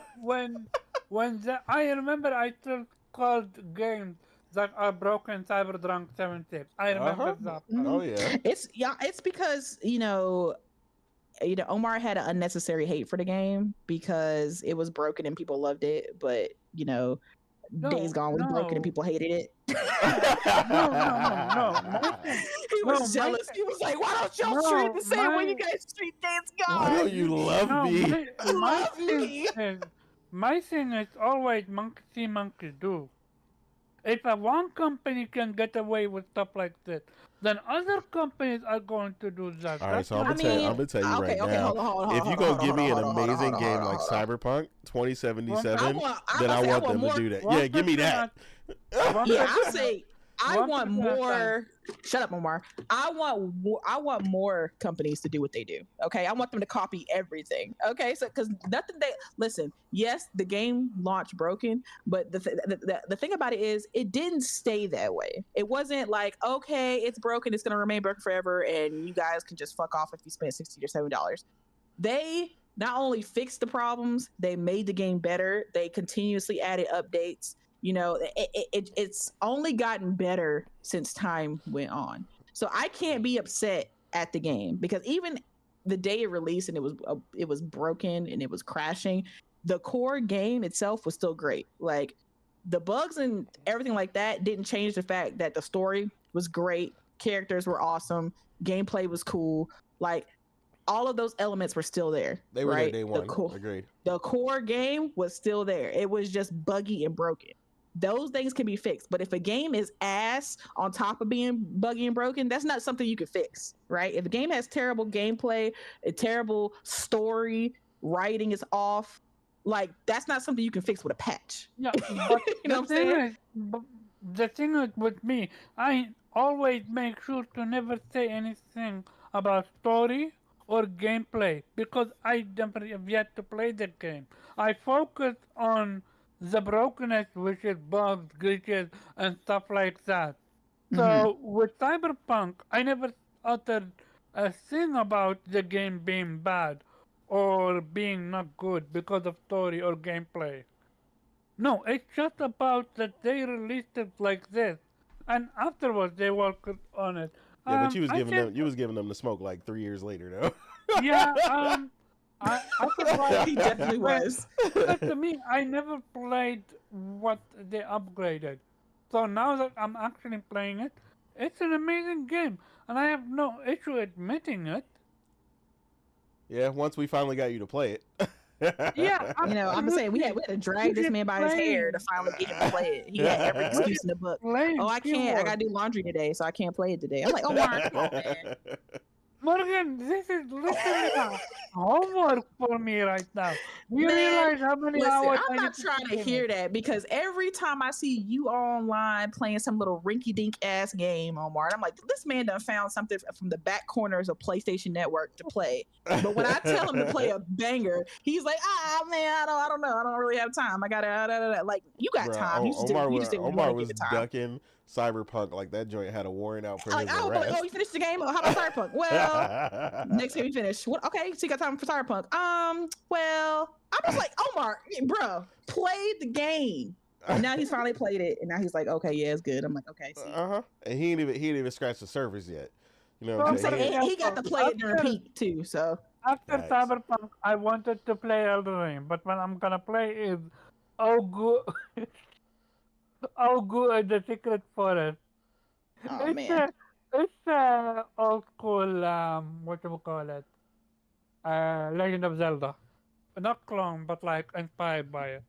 Yeah, I So know I'm what you're gonna talking play about. that. yeah, that Then sounds right I'm up your gonna alley. play. You know But what really was the issue with Omar with Cyberpunk when because the way he felt some type of way about that game for all those years. You know what it really was? Emotional damage. only not emotional damage, but I think it's fair for you to say it because you never experienced a single issue with that Okay, game. but I did though. She did. You did, and it wasn't enough for you to drop it. For me, it would have I been mean, she enough. did eventually and came back to it, but she was like, No, I beat Wait, it. yeah. I wait, beat it. she dropped it or beat it? Oh no, you No, I did. Oh, didn't. okay, you No, did. I didn't drop it. I forgot Like, at one even though point the you said game- it crashed like every hour. You were like, nah, you ain't about to beat me. Like, Yeah, it crashed literally every hour on me, and I still beat the game. I didn't give a fuck. Morgan was like, nah, I did not love care. this game. I was playing, I had waited 7 years for this game, and that's not even the main point though. Because even if I wait that long for a game and it's just not good, I'm gonna take that L and I'm just gonna go cry in the corner. Yeah, right? if it's not good, But the yeah, that's one thing. the game was just good though. I was like, It bro, was this is so I don't good. like. Listen, it's amazing. It sucks. I hate that it's crashing. I hate that these bugs are. But I am so intrigued with this story. They got me on the hook for this. I cannot stop right now. Like I can't. Like I gotta finish. I gotta know what's gonna happen. Like I just kept going, and it was amazing, fantastic. Absolutely. I'm interested to see which ending you'll pick, Omar. Whew. Yeah, that's going. I know that's gonna. I know he's gonna be. He has some questions about some of them endings, so that'll be interesting. Oh, I can already see the complaints for some of these endings where he's gonna get. Unless he chooses my favorite one, like then he won't have no questions. But I don't see him picking that one. There is no best ending. I mean, it's up to the person, is what I'll say. I mean, there's multiple endings, so it's gonna be up to you. Yeah, people decide what they like, but I have a very personal favorite ending, but where I'll wait till you actually beat the game. Knowing Omar though, he's gonna make it so that he can play every single ending because that's just who he is. Well, that's what he was saying. He's trying to save, but see, he's gonna save it for. But my ending, but there's certain story choices that you make that prevent you from doing certain endings, though. Yeah, like mine is not a point of no return thing. Like you can't save at the point of no return and then just get the other ending. Mine is like you have to. Yeah, some of them are decision based on who you talk to in relationship and wise and stuff like that. Exactly. So then I'm gonna see. So I'm gonna see what worked for me. Like for example, I didn't tell him about Evelyn want to cut him out of the money. You saying you're gonna research and figure out which ending you can get? No. That was he's saying he's paying attention to the choices he's saying. Like he didn't say how Evelyn wants to cut him out and be like, yo, I'll give you half the money, we can split it. We don't need the middleman. The fixer. I knew if I told him I would get 14%, but I liked Evelyn enough to not tell him. Like I'm focusing on the story, and I'm choosing to try to impact the story to my liking, not Yeah. just what's the best outcome. Because Yeah, As you should. that's what I said. That's how you're supposed to play it. That's what I in said. We'll see certain what you areas get when you're done. there is no best outcome unless you can get the best gun. Then I'm I gonna mean, stop on everyone to there's some get that stuff gun. that definitely drives me crazy in the game. There is a car that you can only get in the game if you betray Pan Am, and I will never have that car because I will never betray her. Pan Am is bae. Absolutely. She will I always be mean, bae. you can always betray her and then No, go you No, back can't. You to can't. no, You can't. load your save file, Hey, you see can't. how the car is. Nah. no. It's just it's a very specific car, and I think it looks amazing, and I still don't care. Is it good? Okay. No, I think it's similar to another car in the game, but this is I like a mean special edition version of the car. if that's the case, then you're better off with I really wish I could steal cars. Like for example, I You stole the can. one. No, what I mean by that, make it my own. I stole one with actual weapons in it, and I couldn't take it to my garage, and it becomes mine forever. Yeah, So but too bad. you'll get ones with that have Yeah, I weapons will later. get one So when I buy. Oh, and by the yeah, way, what? very quick, we have fucking Weeb here. I Yeah, wanna I know hear his that. pet Yeah, peeve. that's what we were gonna say, Omar. God. I Hey, seen Weeb. Weeb.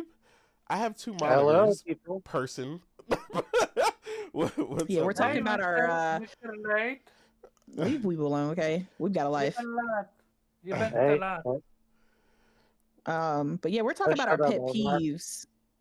Yeah, our our pet peeves in games. You got any to bring to the table, Weeb? Pet peeves in games. Mhm. Yeah, so like Um, somebody just for yeah. example, because somebody was like underwater levels. Mine is people messing up the sound mixing, where the BGM is way too loud all the time, and I can't hear the True, voices. true. I totally agree with that. I always set up the sound where the voice is loudest, and then Exactly. the BGM a little lower, the music a little lower. Because yeah, they always fuck that up. Yeah. Yep. Yeah. Cause single save files. That's fucking annoying. Oh, that's such a good Oh one. yeah, That yeah, is yeah. such a good one. I hate single save files. Oh. Oh yeah, especially in a game where you maybe want to branch out. Like if a game has like two Mhm. choices that you can make, and so you want to save before it and then take one choice and then go before, and you can't because you only have one save slot. That shit pisses me off. You got to replay the entire game. Yeah. No, well, pro tip, kids, if you have PS Plus, just cloud save. Cloud save. Yep, Yep. cloud save. You don't Yep. auto sync and just scum save basically. Yep. That's what we had to do with me and Nate. We had to do for Stellar Blade to get the plat. You had to put it in the cloud, save it, and then turn the auto cloud save off so that we can do the Yeah, so it does an multiple auto endings. update. Mm-hmm. Yep.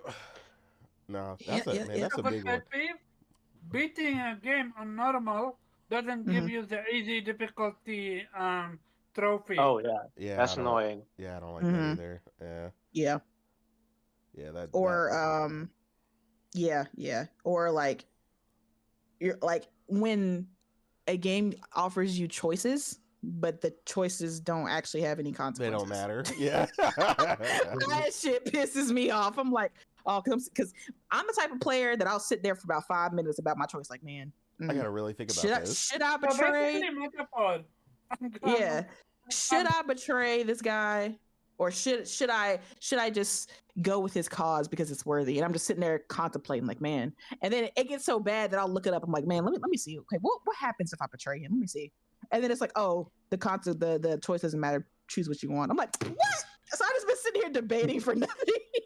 Yeah. That shit pisses me off. I like, know. Mm-hmm. I agonize over those decisions as well, and I fucking Yeah. wait for the fucking hour just looking up all Yes. the possibilities, And then it doesn't Exactly. fucking matter. Yeah. Exactly. Absolutely. Yeah, what also is annoying, and I hate to say, but that's particular for JRPGs, is that Hmm. they do an info dump at the beginning of the game, with the tutorial, like these are the game mechanics, and they have like 10 pages of just text where they just explain it, and Bro, and yes. and then you can never find it back again. There's no, like, when you actually start using it, like, how the fuck does this shit work? Like, Yeah, yeah. come Wait, on. why are you not lying right now? Because JRPGs will have the most detailed tutorial tab with 16 different tabs telling you this is for gameplay, this is for story, this is for that, and within Not, those tabs are more tabs, and you're like, I not just all need of the. them. Not I all of was like, them. He is right. He is absolutely right. I'm just like, I just need the tab for this particular gameplay, and you You cannot can't find it. find it. I Yeah. swear, I spend like 10 minutes looking like, okay, it should be in gameplay tab, but I click gameplay, can't find it anywhere. And I'm like, but they showed me the tab during the tutorial, so I know it exists. Where is it? It's so annoying. Nah, I Yeah. agree. But yeah, now that we got you, Weeb, I know we missed your intro there, but so first of all, what have you been playing? And second of all, if you got any Black Friday pickups, what'd you get? Well, Black Friday pickups. I guess the only thing I got was what was Metaphor, though it was technically before Black Friday, but Okay, yeah. um, But well, Black Friday other week, than because everything was yeah, on yeah, sale yeah, for like a week. yeah. The problem I have is that I made a list, of Christmas gifts. Yeah. And I made the mistake of putting all the games that I still wanna buy on there, so I can't buy any of those games. I got you. So seeing those Black Fridays, like, I just want to buy, but like, I'm not sure if somebody If someone's already gonna get it has for me for bought it. Christmas, yeah, Mm-hmm. yeah. That's why. But That's why they started giving us gift cards for Christmas, because they're like, you guys always have everything that you want, so later you'll want something else from that store that we know that you like. So they'll just give us a Yeah, gift card for Best Buy or GameStop, and then that's it. Because they just like, I'm done trying to find a gift for y'all. I should have done that. Just gift cards to every different store where I frequent, and yeah. Absolutely. But yeah, yeah. So yeah, not really. But I guess the Black Friday week isn't over until Monday, so we'll Absolutely. see. As for games, yeah, mostly the Veilguard. Though they play a bit of the Horizon Lego game, Okay. which is pretty fun. I did play it co-op, so you could annoy the heck out of each other, constantly shooting each other with arrows. Uh, and it's kind of ridiculous that the first shop that unlocks is the costume shop, and then you're spending all your bolts, and then second shop. Oh, now this is the upgrade shop. Like, motherfucker. Yeah, I know what you're talking about. But yeah, it is pretty fun. Obviously, it is aimed at the younger audience, but it looks really good. It is, it's a Lego game, so you know what you can expect. But so far, at least from the Lego games I've played, is so far the most polished and most fun so far. But I guess we're kind of biased because we're huge fans of Horizon, and it's just fun to see that in a different setting. Okay. Apparently, a lot of people are a huge fan of Horizon. Apparently, even developers. Mhm. You mean like Tencent? Yeah. Oh, Yeah. you already talked Yeah. about that one? No, we We're haven't. coming to it right now. All Yeah. right. Yeah, so I included it, but yeah, go ahead. Yeah, and I also played a bit of the Double Dragon, also a great co-op Okay. game.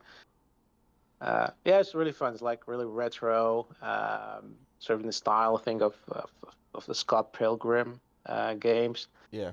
Um, I was playing with a friend of mine, and that motherfucker was always dying and using my money to resurrect himself. And then the motherfucker always managed to deal the final hit to the boss. Like, and he's like, "Yeah, look at him." Like, dude, come on. It's like, yo, I bought that. I carried the team, and then you woke up Your and biggest got the mistake not final playing. hit.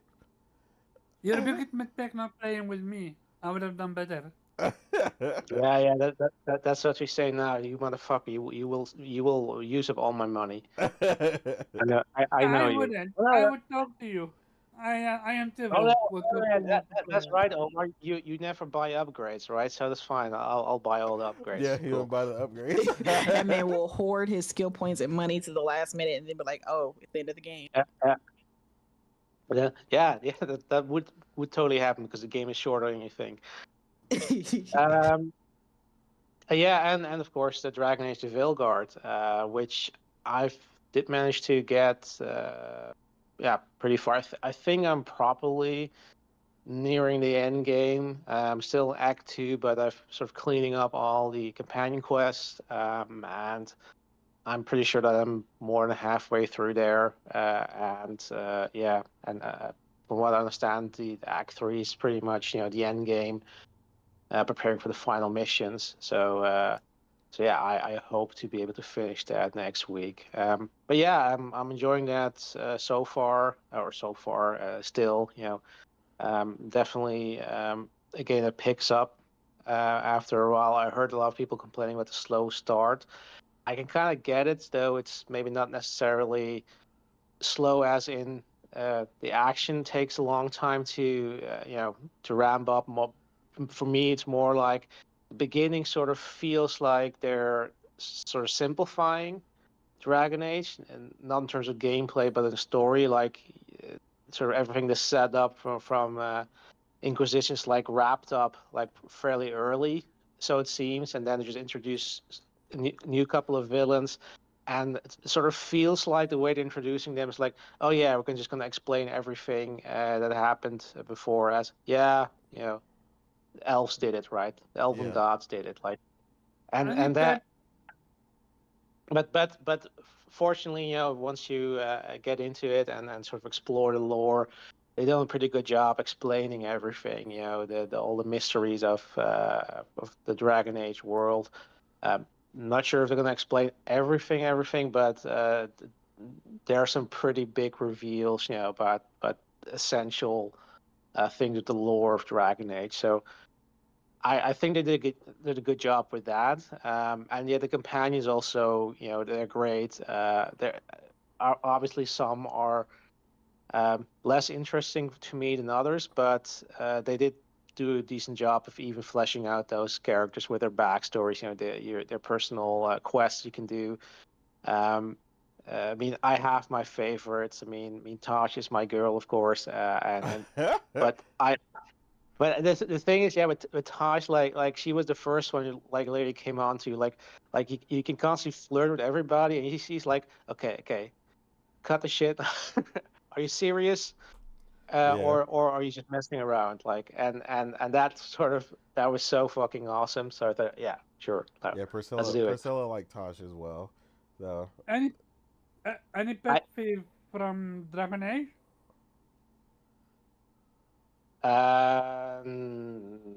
Not really. No, the game is pretty solid. Like, has multiple save games.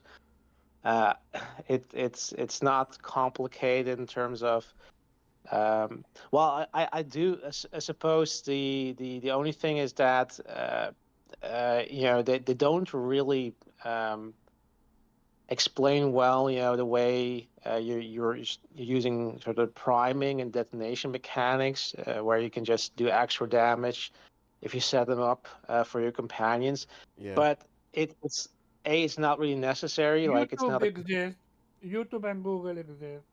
Yeah, Omar, I don't care. But you don't really need it, because the game is built so well that you can just ignore it and just play whatever you want. Yeah. But I you agree. can get something extra out of if you do so. And once you kind of figure it out, it's not that hard. Like, they do sort of give you decent cues, like which attacks you need to use to set up an enemy and then follow up through it. And I mean, but I guess sort of the way they've designed the gameplay, it's that it's way more streamlined, not in the Final Fantasy 16 way, actually in a good way.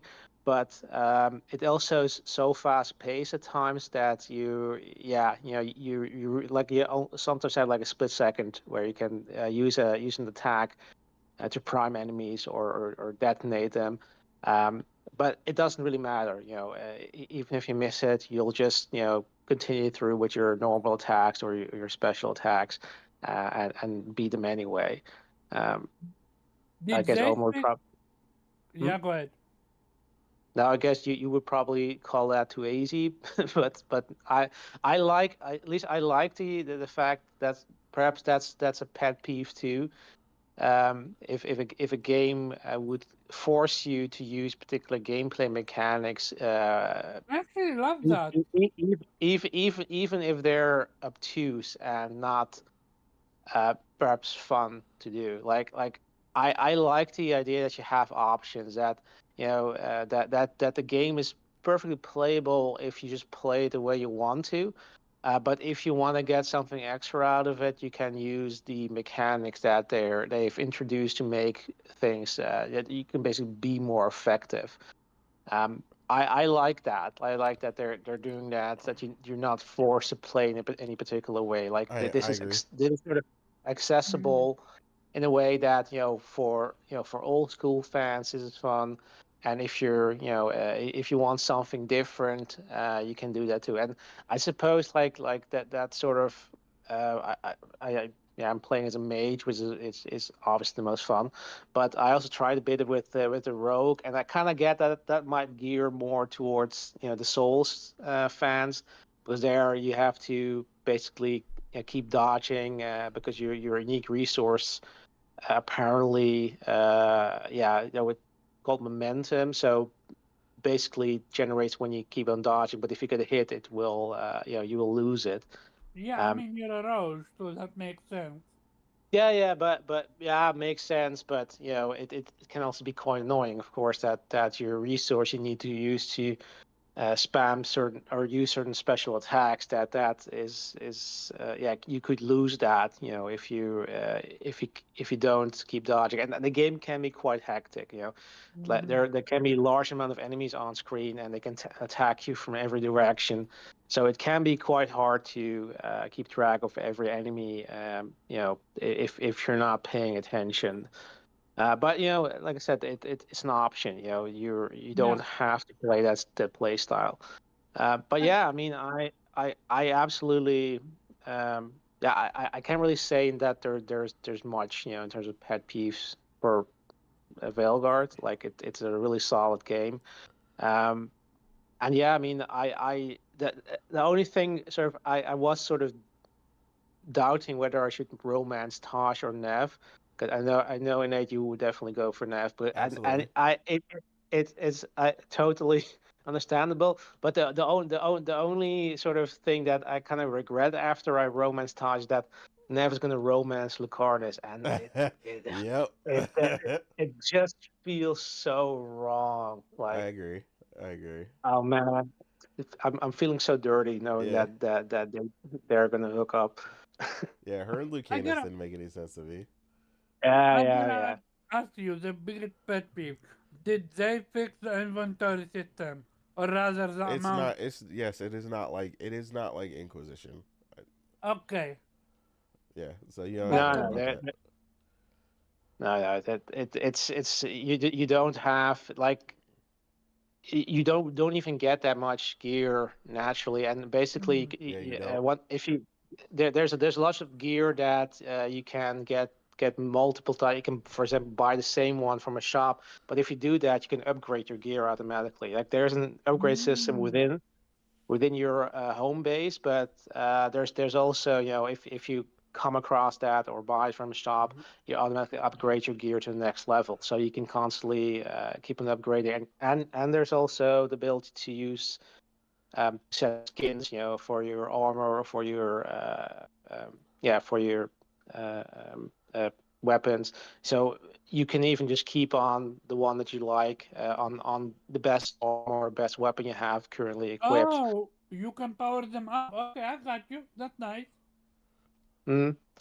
Yeah, because I have this really sweet armor that I got that's sort of like a skeleton. Like it looks fucking awesome, and but it's not the most powerful armor I have, so I just equip that over my most powerful armor, and I can just always look cool.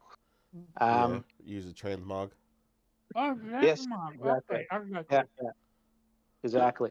Yeah, I mean, and everything else is just there's a lot of trinkets you can collect, but that's just to sell. You can. You have different factions, and you can sell stuff to them to increase their reputation, and some stuff is more valuable to some faction than the other, which I do like that they have sort of this faction system in there where and you sort of have like the original Dragon Age, you have an origin. It's not that you have these origin missions, but you do have you can choose which faction you belong to, and then you will have new dialogue, and your reputation will automatically be higher with that faction.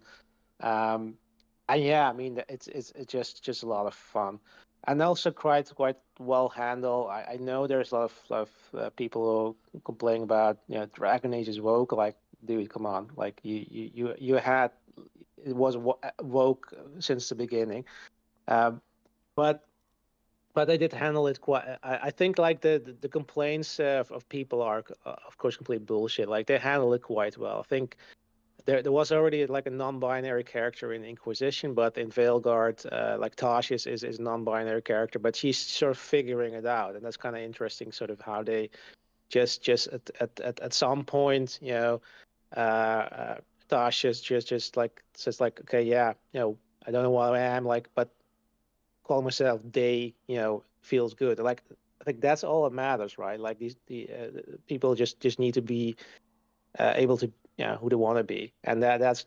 I like how they did that, quite well done. But there's so many interesting characters. I mean, I still gonna have to figure out what's with Nev's leg. um Harding is a fan favorite, is also great. Like there are so many great. Emmerich is great with his pet skeleton. um, so yeah, I mean, I just it's Dragon Age, and I love the franchise, and the more you play it, the more you're like, yeah, Dragon Age is back, and I don't know how it's gonna end. Like I know that this sort of is gonna wrap up the at least the story set up so far, but I do hope they're gonna make another one because this is a fantastic universe worth exploring further.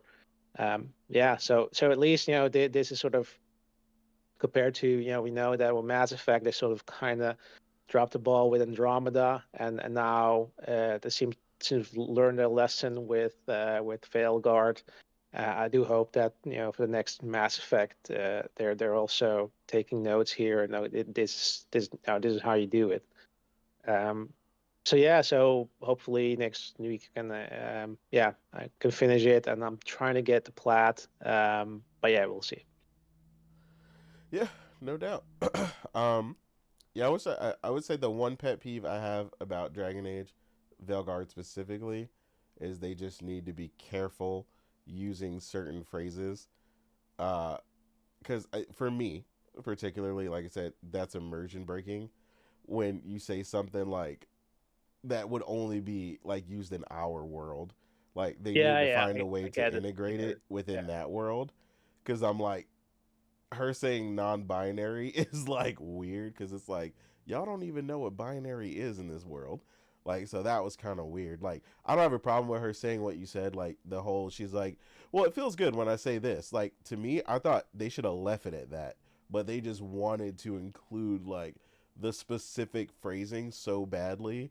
And I'm like, no, just let it be organic. Like, you had it. Like, it was good, where she said that. So yeah, they just got to be careful with that in the future because like that's super weird. It's like somebody talking about like you're randomly talking about how much you like swords or something in the game, and somebody's like, "Yeah, man, I love my M16," and it's like, wait, that makes no sense. There's no guns in this game. Like it's like it's that distracting. Yeah, I kind of got you, but I'm also like, it, again, it's not like let's say a hard, fancy or like where, you know, everybody speaks proper English and has sort of this medieval notion of the world, like the fact that that they're like all dwarves talk basically with an American accent, while most humans talk with an English accent. Like, should already be immersion breaking if that really was if we're gonna be really strict. But I got you. Like, I think they, like I said, they had one in Inquisition where they were a bit more yeah, you need avoiding certain phrases like sound, making it sound too modern. I got Yeah, you.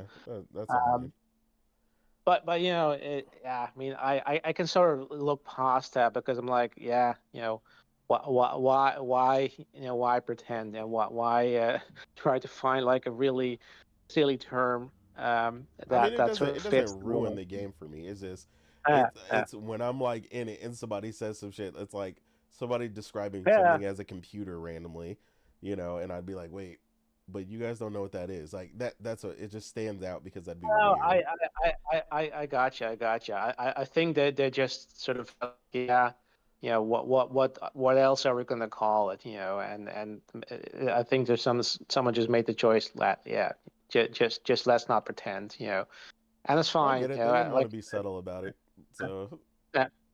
uh, But I got you. Like I do agree with you that, and it's not just with that. By the way, there are sometimes indeed the way they talk and that sort of colloquialisms that really feel like this is something from modern day that they would use, and yeah, even though it's a fantasy world and it does sort of have like it, obviously they don't have guns and well, they technically have gunpowder, but they yeah, don't have you need computers or sneakers and stuff like that. Yeah, so I exactly. get you. Yeah. But yeah. So our last thing here is like a combination because, like you said, you brought up the light of Mortarim, um, as it's being dubbed on Twitter, uh, the Temu of Horizon. Um, Horizon Tenmodon. yeah, they like I said, this is a combined one because this was a a worst trends in gaming over the past 2 decades, and this is kind of falling into that trend. This is another trend that's showing up, where we have something that's happened over the especially the past 2 decades, but it's happened in general, right? But it seems to have gotten worse lately, where if something is successful, uh, we get a lot of companies wanting to copy it in order to chase that same bag. We talked about the whole thing. Like I said, the biggest thing for Omar would be gas, right? Companies chasing gas money, uh, just from trying I mean, to but imitate that, according to the internet, Horizon isn't successful. So right? Yeah, I was about to say that. Horizon is so not successful. And according to the internet, it's also boring. I Oh can't not wow. 10-cent hustle. Hero said, "Yeah, I mean they. By definition, man. When me and Morgan were talking about it, I was like, yeah, they definitely like, yo, let me copy your homework, or let me copy your test answers, and I'll change one or two, you know. Power got these dudes feeling different. Yeah, they were feeling real brave. They were like, oh, they were like, you got sued by Nintendo, and you got away with it. Oh, we about to copy everything." But yeah, if you guys haven't seen it, I went and watched the footage myself personally. Um, yeah, I mean, if you look at the trailer, I mean, man, it really looks like Horizon. I mean, even they went out of their way to like really make like the little theme song that plays during the trailer like sound exactly like Horizon. Like it's insane. Um, Now, when you actually watch somebody play it, it literally looks like somebody Pal World Horizon. Like it's basically the same thing. The whole survival mechanics. They have the little glider in the game, but now they add all the technology and stuff that mimics the world of like Horizon, and things of that nature, and obviously the animals and so on and so forth in the world, the mechanical animals. Um, it looks really great at some points. Like I ain't gonna hold them. Priscilla's looking like she's pretty interested because we all know how much she loved Power World. But Yeah, you it's can got definitely see the difference. yeah, it's definitely got that operatic singing that Horizon does. The kind of just the kind of yodels. Yeah, of singing that that Horizon has, and I'm just like, yo, they copying everything down. That's insane. But watch the internet. Watch the internet love this game though. Oh, they're gonna love it. Watch this game. Watch this game get so much love. I feel it's gonna do well. 80. I think it's gonna hit 80 on meta. Like it doesn't look bad, in my opinion. I don't know about the meta, but I think the internet will love it. Yeah, the internet's probably gonna love it because they're like, "Oh man, it's Horizon without all the boring stuff I don't like." It's Horizon, but it's good. Yeah, yeah, I could definitely see that. I mean, like I said, it looks really good in certain instances. Shout out to whoever cut the trailer because they make it look 10 times more amazing. I'm like, raw yeah, gameplay. they got this again with the CGI trailers, man. Another pet peeve of mine.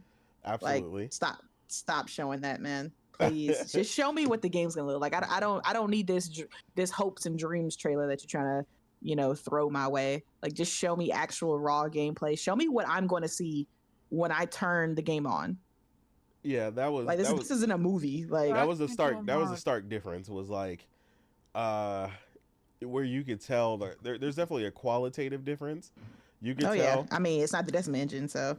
Yeah, like we were looking at it, and I was like, "Ooh, that looks real." Like the trailer looks way more like Horizon than the raw gameplay, right? Of course, these studios aren't matching Horizon's level of quality, man. Horizon's on a different level. Yeah, like we were watching it and we were commenting on it because, like I said, Priscilla has played both and loved Power World, but I was like, okay, you can see the difference. Like when she fought one of the mechanical enemies, like the impact was not there at all. Like, you know how heavy everything feels in Horizon? Like when you're fighting like a tremor tusk, the ground is shaking, and she gets hit by it. It's man. It's the crazy. Comments in the video has me weak. They're talking about the developers had Chat GPT and they asked them to make a Horizon clone.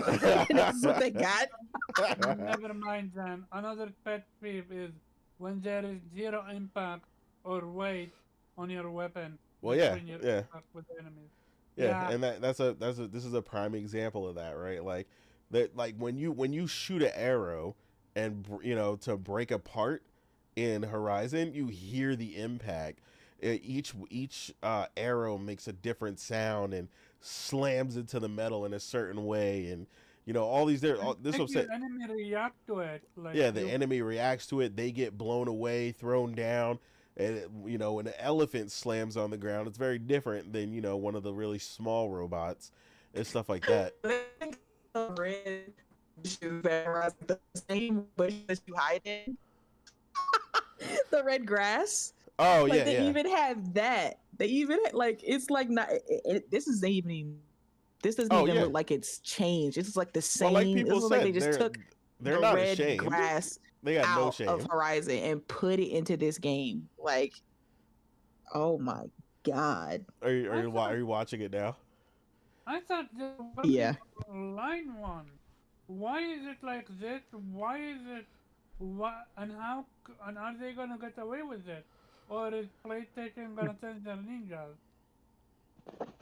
I mean, I feel like I don't know because they probably changed enough of the game to be. I mean, because the gameplay isn't the same. It's like a Power World type of situation. But come on, this is a lawsuit waiting to happen. I mean, I hope they do. I hope. The only question is, are they gonna do that before the game launches, or gonna wait and see how successful it is and then sue them? Yeah, they need to pull a Nintendo. Wait for them to rake in the bucks and then take everything they got. But the thing is, like, Nintendo played it small because they what they did is that they didn't just sue them for the designs, but because designs like you can just remove them from the game, right? But if you they shouldn't for gameplay mechanics, and that's not something you can easily remove from the game because you basically have to make a new game. But the way they did that is because if they like it was like a ridiculously low sum of money compared to what they're gonna get here, or here in U.S., Europe, whatever. But they did that on purpose because once if they win this, they're gonna be able to sue whoever in other countries, and purely based on the mechanic, they're gonna rake it in. Like that's see what Sony's probably gonna look at as, okay, like yeah, they think we're gonna come after them for the designs, but we might just come after them for gameplay mechanics.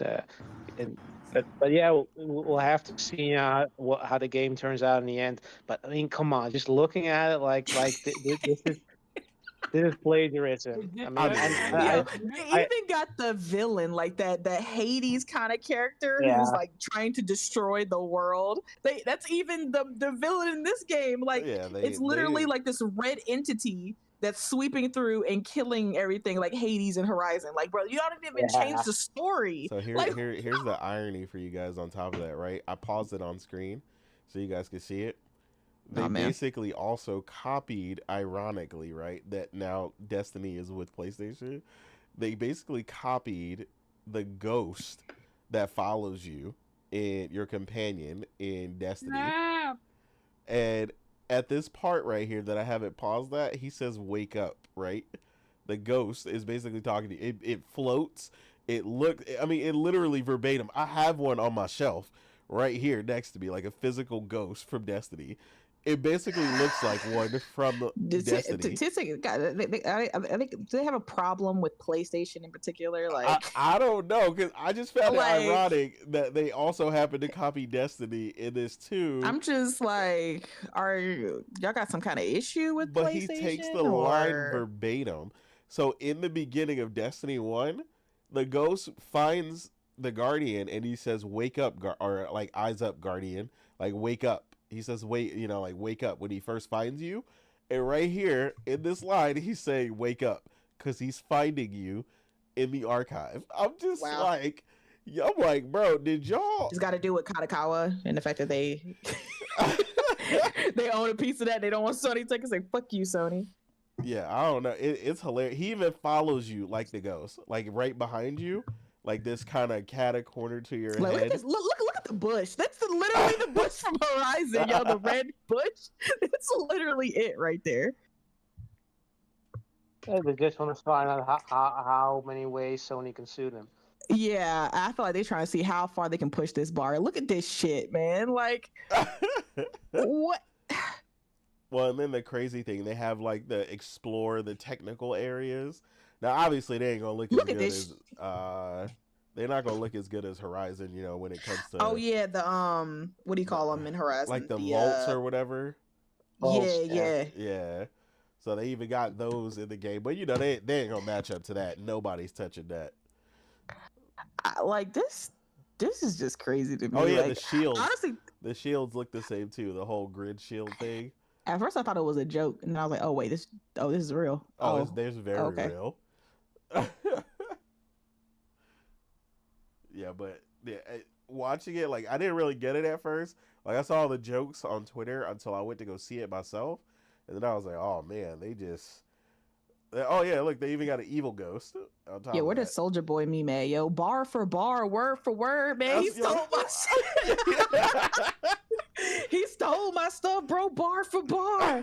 Yeah, you know what? That was a perfect time for that meme. You right? Oh man, like look at it. Look at the Hades character taking over right there on the screen, killing all the livestock and everything. He's turning all of them red, and look at this, and they started blue.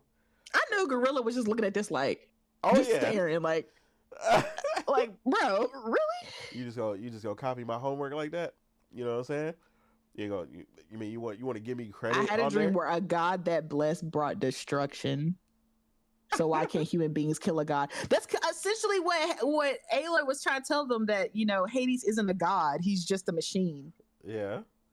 This is this shit right here, I man. mean, it is. That's insane. I feel this is a lawsuit waiting to happen.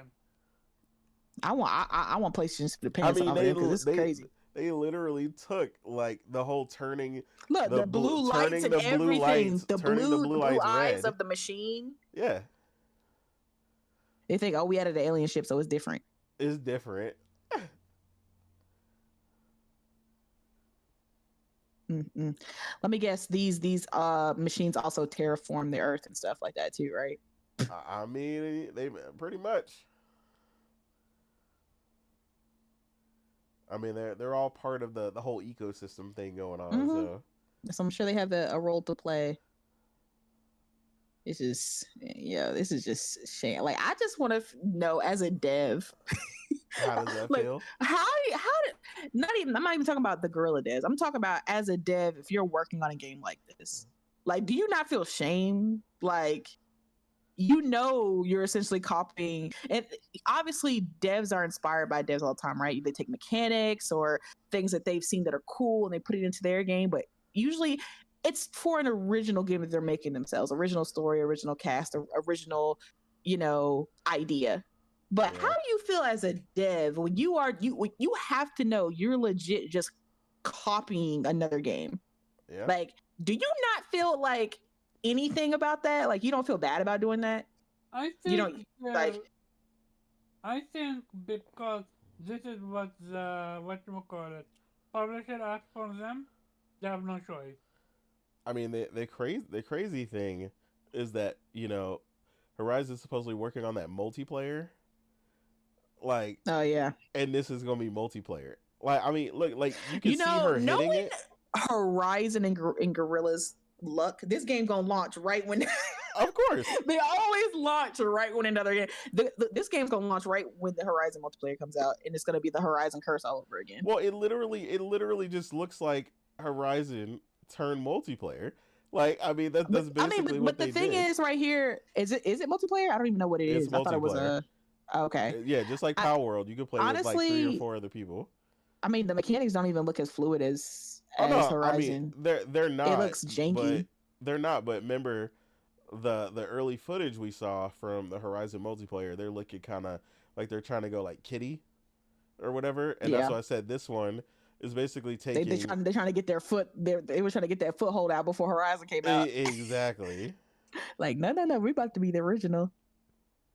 Yeah, but yeah, that's what I was saying. Like, you could tell the finesse. Like, even though they tried to copy it, the finesse and the polish of Horizon is missing. I appreciate how this whole little gameplay scene right here takes place on the ice, the same way that the big draw for Forbidden West was the Tremor Tusk fight on the ice. That's not lost upon me that they're kind of like, they're taking it one for one. They even light up blue when you hit them.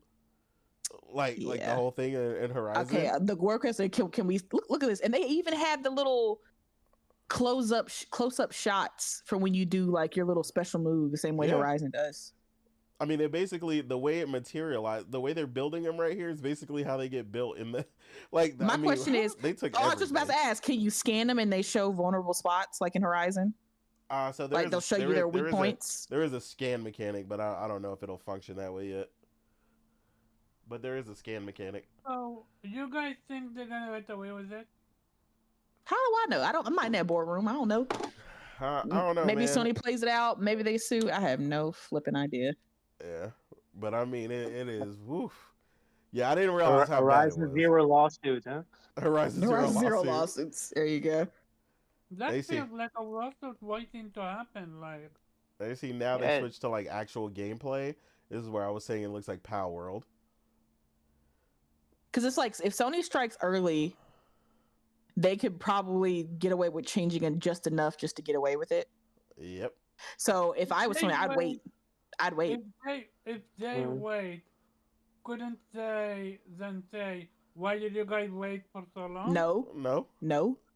You have the original IP. Nintendo just did that, sir. Yeah. They can sue whenever they want. It's up to them to choose when they want to. Waiting is better because then they could literally just say, oh yeah, if the judge rules in their favor, basically all the profits will go to them. Mm-hmm. Yeah, the same way Nintendo did. Yeah, I absolutely would wait. Yeah, I was gonna tell you. I don't know. I wouldn't speak too soon though, Morgan, because they have a Robo Ducky in here. I don't give a fuck. I don't give a fuck about no damn Robo Ducky, bro. Take that fucking game down. Like, nah, fuck all that. Oh man. Yeah, they really tried to get a Horizon skin with the Power World gameplay. So they basically just realized they saw the success of Power World. Yeah. Because of the mechanics you could do. And so they just decided to put a skin on it of Horizon. Yeah. Because this literally looks like when I was watching Priscilla play, this literally looks like her. This literally looks like her little platform thing that she was on. Yeah, that's what I said. She was getting everything ready. Like it literally looks like Power World. Yeah, it looks like Power World, but Horizon skin. Yeah. So they just took two successful franchises and said we're just gonna mash them together and make their baby, and that's a winning formula if you can avoid a lawsuit, I suppose. But the lack of originality is insane. It's wild.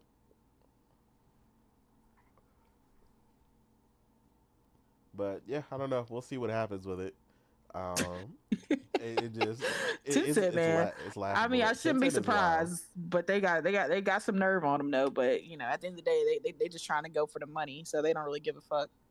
And, I mean, that's what we warn people about with Tencent. You know what I mean? We were like, look, yeah, they're out here spending the money. This is the company that people are okay with them purchasing, studios and publishers over Sony. Exactly. This is what you people want. Okay, y'all want lack of originality. That's okay. They'd be like, I'll take Tencent over them. Mm-hmm. Would you though? They always say that. But yeah, we'll see what happens. I mean, everybody, like I said, y'all can look it up. Light of Mortaram, or my preferred name. AAA goodness right here, man. Originality all day long. We ain't never seen a game like this. Her like he said earlier, Horizon Zero Temu.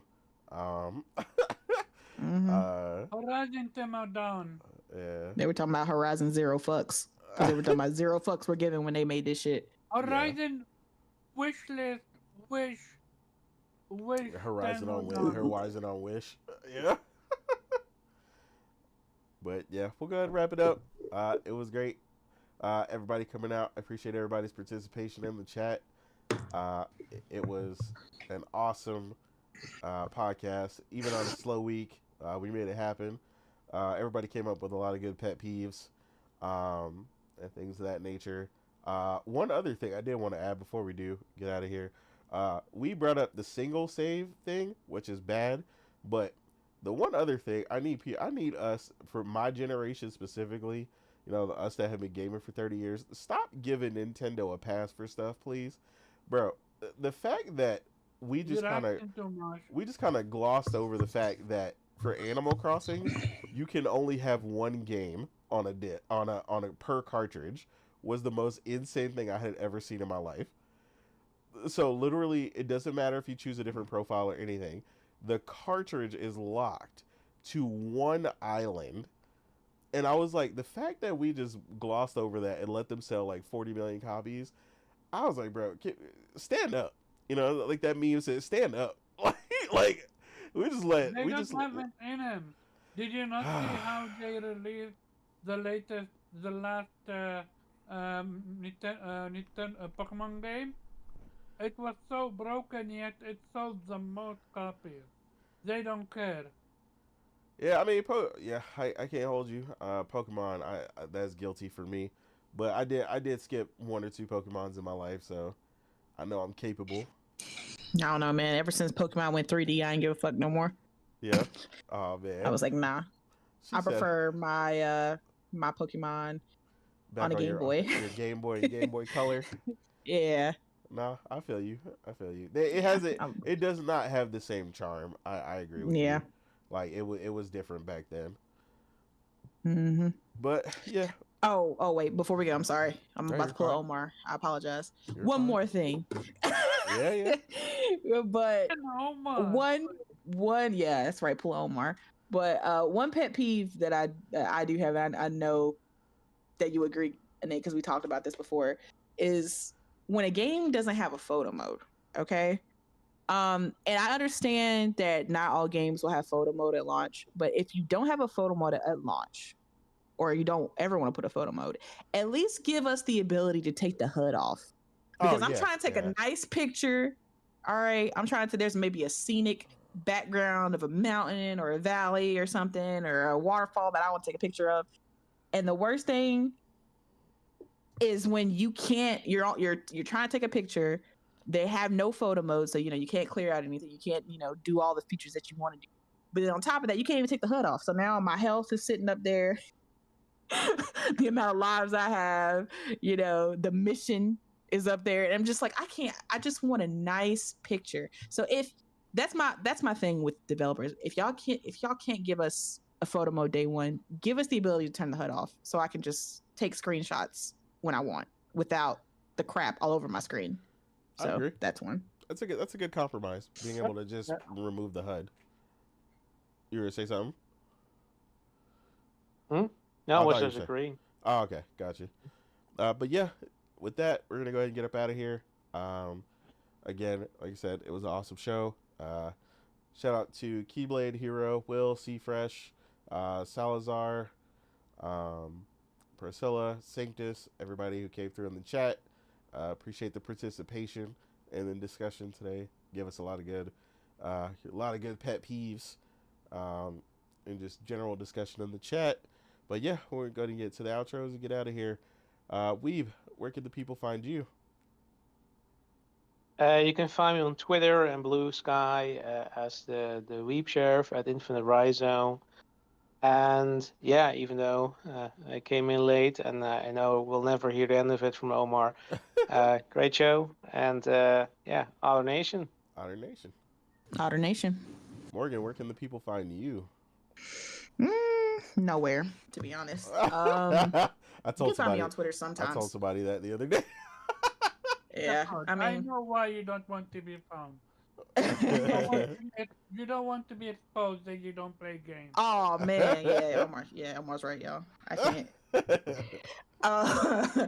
But yeah, you can find me sometimes on Twitter at Chill Bandit. You can also find me mostly on my PlayStation. There you go.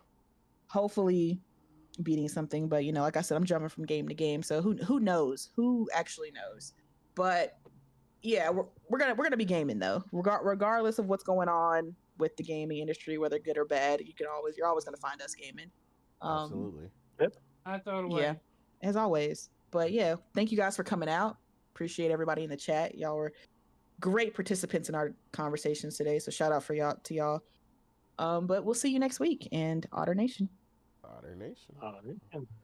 All right. And last but not least, Karaba, where could the people find you, sir?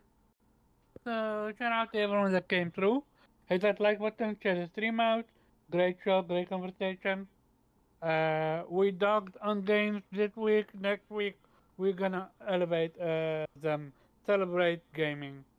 You can find me Carbon Job on Twitter and Vitamin G Podcast every Monday, 8 p.m. Eastern Time. Great show. See you next week. Absolutely. And with that, I am Nate, or known as The Real Nate, on Blue Sky and Twitter. Again, you can find me gaming, because otherwise that's all I'm really doing. I haven't really been posting like that or anything. It's been all about gaming, or getting other people to game, like Priscilla in the chat, who has been having a ball. I see you can see her activity in the Discord. I see she's been on RoboCop. She was on Planet Coaster. She's having a ball. So yeah, be more like Priscilla recently, and play some of these games, and they'll just talk about them, because that's what we're about to go do after I get some food. Hey, RoboCop. Yeah, absolutely. But with that, we'll leave you out of here. Otter Nation, shout out to Kay. And Otter Nelson, Nation. if you're gonna make it, Otter Nation. That's Peace. okay.